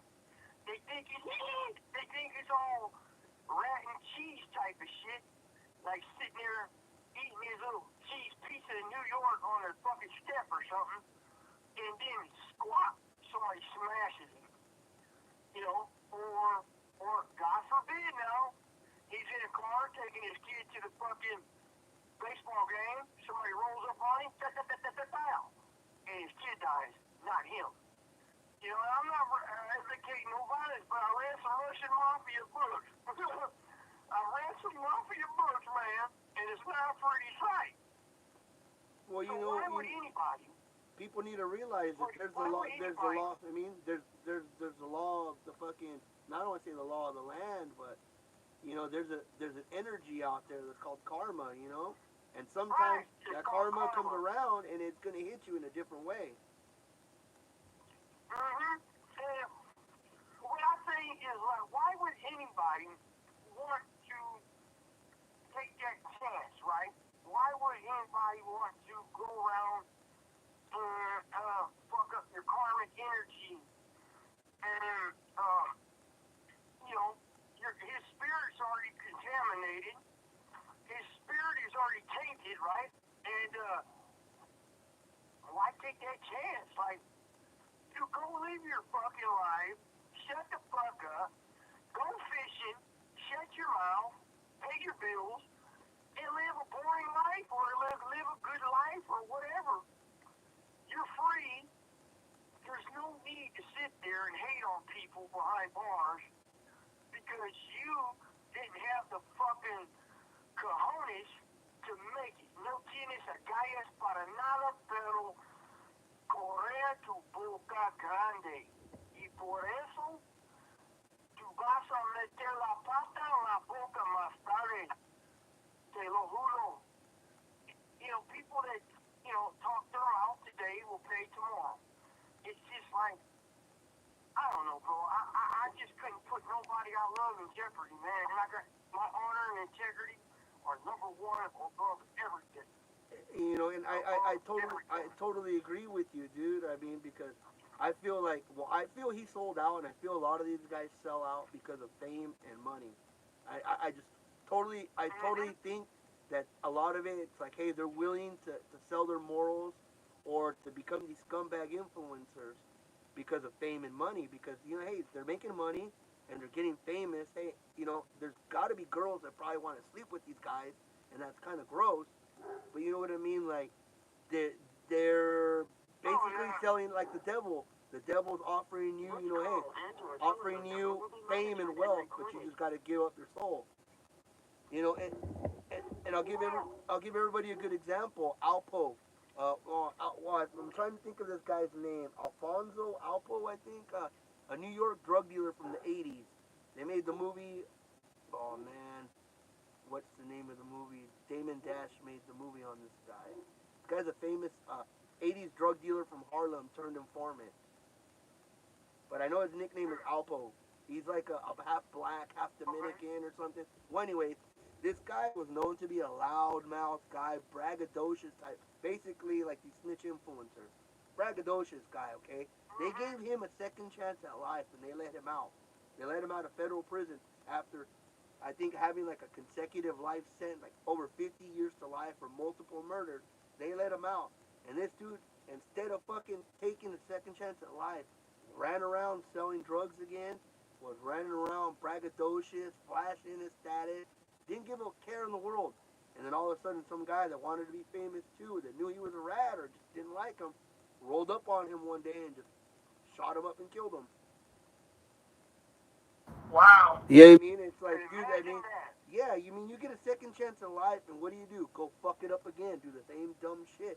And what they don't Yeah. realize is that there's someone else that knows that he's gonna become famous from killing you. You know what I mean? Mm-hmm. Just like Savage Yep. Studio, just like the guy that the influencer Right. Savage Studio. The guy went and killed him and became famous because he's now the guy who killed Savage Studios. So now he's gonna be in prison and he's gonna Wow. have that rep. Hey, I'm the guy who killed Savage Studios, and it's gonna come back to bite him because someone else is gonna. Hey, I want to be known as the guy who killed Savage Studios. Right. You know what I mean? And it That's works like crazy. that. You know, that's that. The one snitch influencer said that one time, and that's one of the things I agree with them. That sometimes you become this legend or this myth behind you, and it's actually a double-edged sword because people want to be known as the guy who kicked the guy's ass or who killed him. And then you got 10 other Right. guys, you mean, who want to challenge you, you know, because they heard you killed somebody at another person. That you're fucking deadly with the knife. Hey, you know what I trip on Outlaw is that when people parole and they want everybody to know that they've been to prison, right? They want everybody. It's like they think it gives them some street cred or something. And for me, it's like, dude, like I don't want nobody to know I was parole. I don't want nobody to know I was in California prison system. That's nothing to be proud of. I mean, going to prison, that's not a proud thing. Get your GED, get in your college, learn the law, learn languages, do something productive with your life, take care of your family. That's something to be proud of. And this is an experience in my life, but I'm definitely not proud of being in prison. Although I'm here, I gotta make the best of it and try to keep my karma in check. I mean, try to keep my karma good. So, I don't want to hurt nobody like that. Like, you don't go lying about people or giving people new cases and slandering them and their women and their kids. And, because I'm telling you, man, there's going to be a time and a place where shit's going to bite a motherfucker in his ass as he's going through the drive-thru buying his kid a Happy Meal. This call and your telephone number will be monitored and recorded. It's just like in this Red Mafia book I read, man. They fucking slaughtered this dude and his sister and her kids, right? And the guy that owed the money was another brother of the family. And it's like, is it worth it? It ain't even worth it, And I mean, goddamn, you just go live your life and shut your trap. You got a second chance at life. You survived. You survived your little staple incident or your Your little minimum paperclip security prison. incident. You survived your out-of-state minimum security private prison. Yeah. Go live your life and shut your fucking cum dumpster. That's what you do. Yeah, someone But, wants to know the name of the book. Red Mafia, you said, right? yeah, read the Red Mafia. And there's another one called Iceman about the Italian mob. You're not talking about the Richard There's Kuklinski. another one. You're not talking about Richard Kuklinski, are you? Well, there's a book on him too, yeah. Okay, so you're not talking about him, right? Or are you talking about him? No, there's a book called The Red Mafia. Yeah. And there's one called, I think, The Red Czar. I'm not too sure. But the Red Mafia had some shit in it, man. Oh. They were smoking. The Russian mob said, man, you owe us $500, man. We'll take your fucking old lady out because a dead man can't pay a debt anyways. You owe. You still owe. And it's like some cheap shit, man. And this guy mentored them. It's like either one, he knows that could happen. It's a possibility. Or karma's a bitch, man. He could be driving and his fucking car go off a cliff. Who knows? But, and he got to get fed through a straw. But I don't, man. I just know that you don't do people dirty. Oh, And he does. I guarantee you it's going to happen He to does him. people. Go on, finish. He does people people dirty, and then he points fingers at all these other people doing other people dirty. And he don't even know. He just believing cops and law enforcement and doing what they tell him to do. And I want to say something. You said earlier there might be women that want to sleep with that guy. Well, bud, those women are in prison on SOI yards. They're actually dudes taking hormone shots. Well, what I mean is that there's actually people out here that actually see these guys as influencers, and I mean, women are different than men. You know, women, like, you don't hear about a woman having a group of fucking fanboys at her concert throwing their panties at them, right? But you, Yeah. how many times you hear of a concert, you know, of some fucking musician there, and a bunch of girls who are virgins who won't even give it up to their boyfriend who they've been with 6 months, and are throwing their panties at the celebrity and telling them, "Hey, I'm willing to let you do things to me that no other man could ever do to me." You know what I mean? Like, I'm sorry to say it, but these guys, I mean, social media influencers are the new modern day celebrities. You know, like, there's people that are looking at these people like these guys are heroes, or these guys are like fucking, celebrities, and it's like, that's fucking really.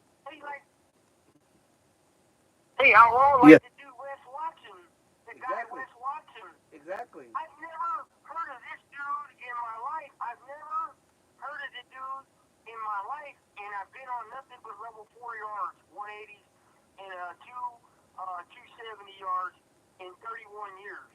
And I got 27 and 31 in the hole in shoe. And I've never heard of the dude, never met the dude. You have 60 seconds remaining.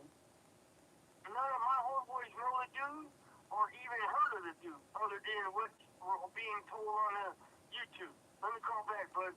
We'll make this next call our last one Yes. because I got to handle it. Yes. Yeah. And the reason why these guys never heard of them is because people like Wes Watson, Renegade Media, uh, Tony, or we'll say Powder, these guys are created by law enforcement.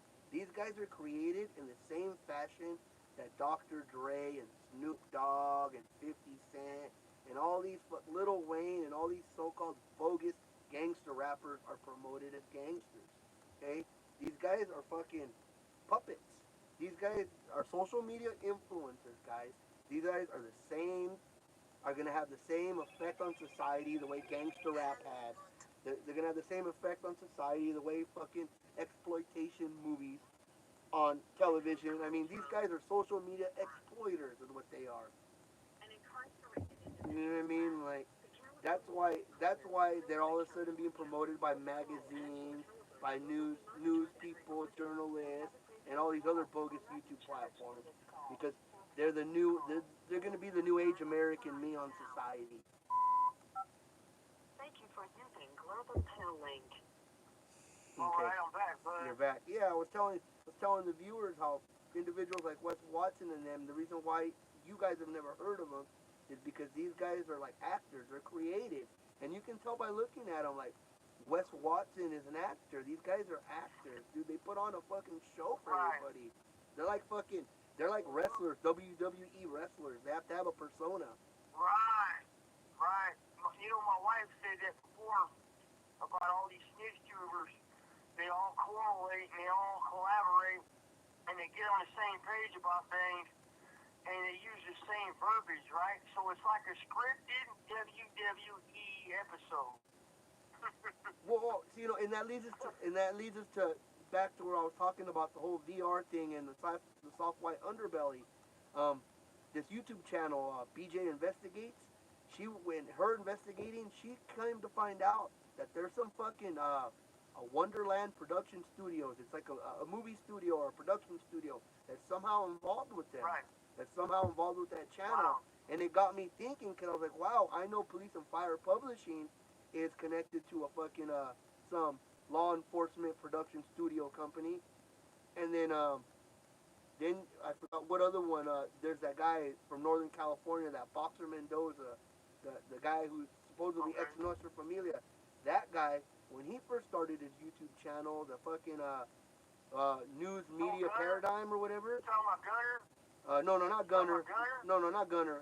Boxer Mendoza. The fat Oh, guy, the big okay. fat guy.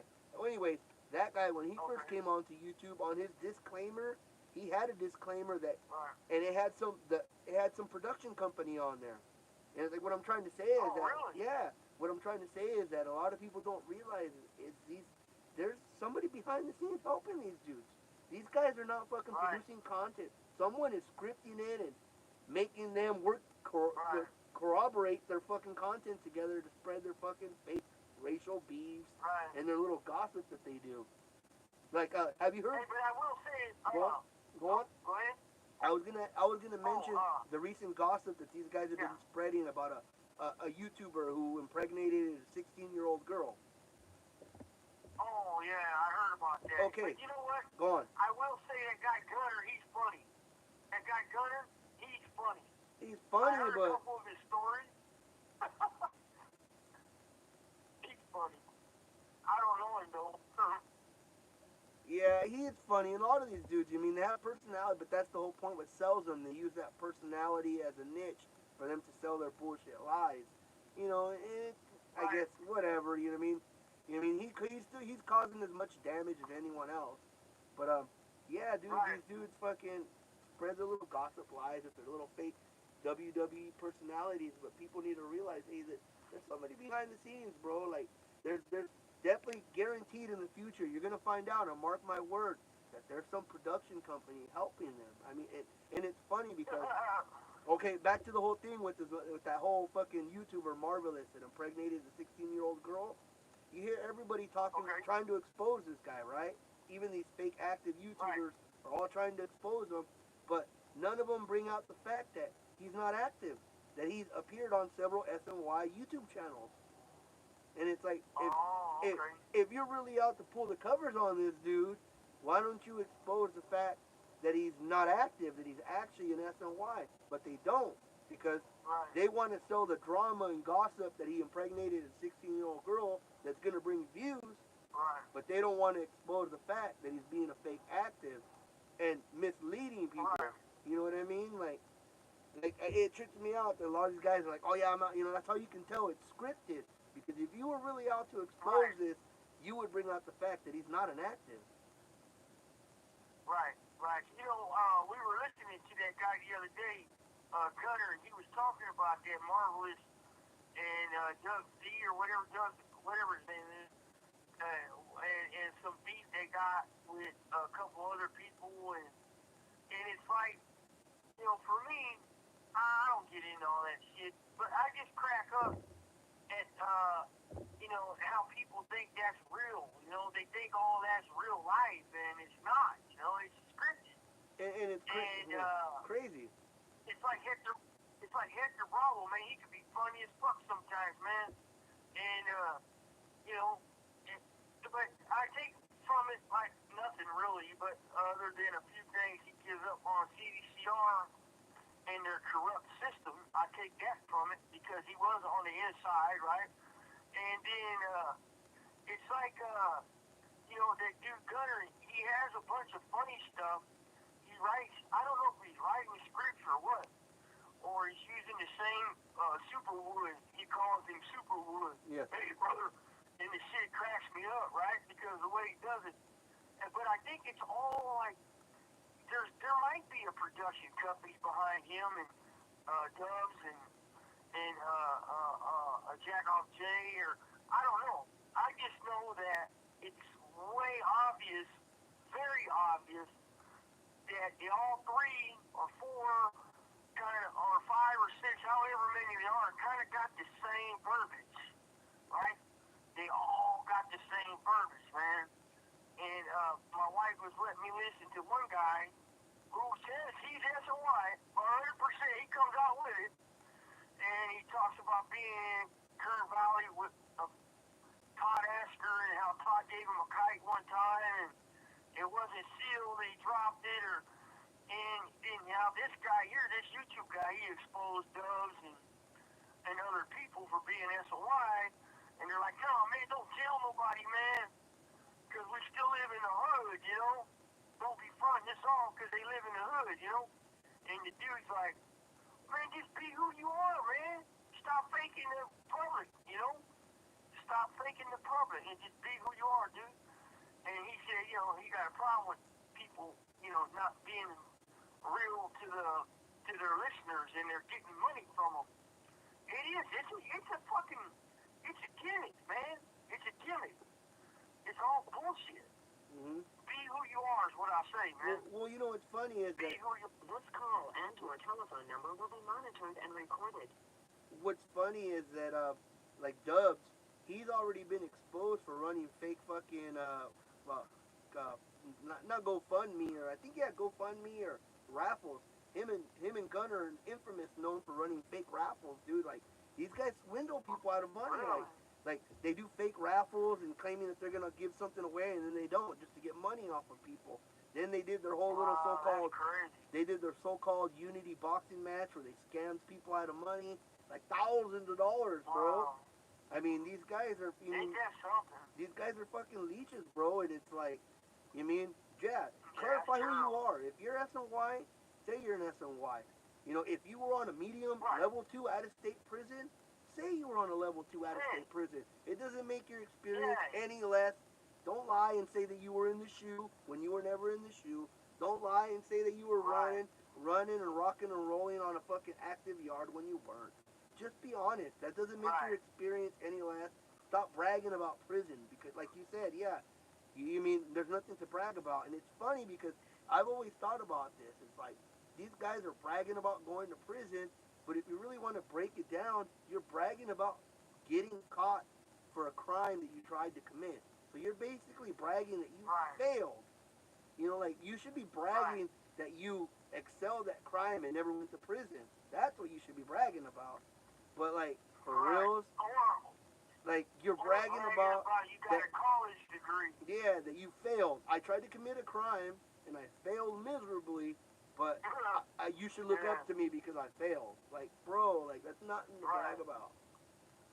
You know what I mean? Like, no, I get it. If you really went through the experience, you wouldn't be bragging. Like I said, you don't catch war veterans bragging about their experience. It's usually a painful experience for them to express what they went through. And you take it from me, I got 30 years in this shit, man, and 27 in the hole. It's not cool. I just like, you know, I'm gonna die with my honor and integrity intact, and that's that, man. It's not an experience that is good. I mean, it's not. It's an experience, but it's nothing to brag about. Trust me, it's not. So, Outlaw, we got any questions or comments before we drop this one? We got any questions for him before we go? Shoot it, you guys. Shoot it, cause I gotta wind this one down, man. If he can answer it, he'll answer it. You mean, if, you know, and if he can't answer it, he'll be honest and tell you, no, I can't touch that subject. How many people we got in the chat? We got 9. How many people? We got 9 people and 8 likes. Oh, that's cool. Yep. Get on, man. That's right on. We appreciate you guys for joining in the chat, man. And it's definitely a pleasure and experience. I get to hang out with you, man, and everybody. And you know, these tablets are great. These tablets are great for the contact. All right, now. Hey, I got you in the morning. Excuse me. That's that kid that caught that case today. Wow. See, there you are. There you are talking to him, huh? But yet they'll go. Does he know Big Al? They want to know if you know Big Al. Big Al? I think I don't know Big Al. Have you ever seen the movie Blood In, Blood Out? Yeah. I think they're talking about the Big Al from Blood In, Blood Out. Oh shit. Well, you know what? Let's do a live next Friday, and let that be the topic of what we're gonna talk about. Let's talk about how you think whites are represented in prison movies or like gang movies. So like specifically like on we're gonna talk about like American Me or Blood In, Blood Out or Shot Caller, like how you feel that you're portrayed, and if you like the way, if you think it's realistic how they portray you guys. Okay. No, that's what we'll do. That's a good one. I hope to see y'all there, and let's go ahead and wind it down. You know, I send mine to the work. heard the Outlaw, everybody that's listening, baby girl, you know I love you. And, everybody. This call and your telephone number will be monitored and recorded. I send my best. Check out Solid Behind Blue Eyes. Subscribe, like, all that. Share me and Outlaw's videos. Share my videos. Because, man, we gotta stop this madness with these snitch tubers. We gotta stop the madness with law enforcement because it's a fake scripted WWE narrative that they're propagating beyond these walls to paint me and my friends in a bad light. And you know, we're solid GP active dudes doing time with our integrity intact. We fight the corrupt system. We fight the dirty dog shit that these cops are doing to good men. You know, like if a guy catches a case, okay, he catches a case, he responsibility, step up, whatever. But don't sit there and fucking put $1 billion, billion chunks of salsa on the taco, whatever, and make it worse for him in his active case that's in the court, or talk shit about his old lady, his wife, his family. And, you know, like that dude does, my friend in High Desert and other people similar situated, right? So that's it, bro. I send mine to the worthy. You guys know who you are, man.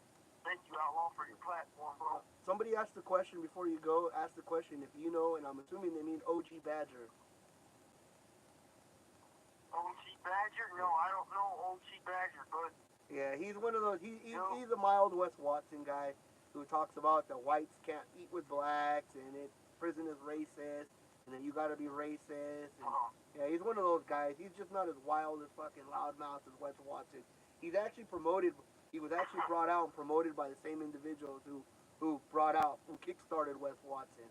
But yeah, he's just one of them clowns. You know, hey, I heard a story about him on somebody's YouTube. I don't know who it was, but I heard some type of story on that guy. He's I don't. You have 60 seconds remaining.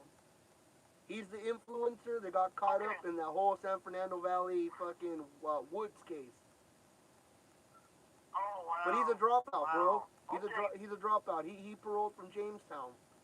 I mean, he fucking his circle's all dropouts. He just parades himself as active.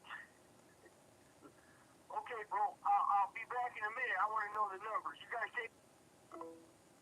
Okay. So he's gonna call his people. He's gonna call me back and want to know how the video went. I just want to thank everybody for tuning in. And you guys want to join us next Friday? Join us next Friday at 5 o'clock, and we're gonna talk about how Brant thinks the whites are portrayed in prison movies or gang movies, or basically movies that are related to the streets and hood movies. How the whites are portrayed, and how he thinks if they're realistic portrayals. Specifically, I want to ask him about the shock collars. Big conspiracies about the pinta. You guys want me to talk about those? I'll touch on one of those on the next one. Okay, yeah, they're talking. Yeah, so they were talking about the badger. Okay, that's him, guys. So I'm gonna cut this live short. Thank you for joining us. A Kunchmith salute, and I hope you guys join us next Friday when we do another live. And I hope I'm gonna try to drop some content because I got a lot of shit I got to talk about. So I got to stop doing videos and not do content.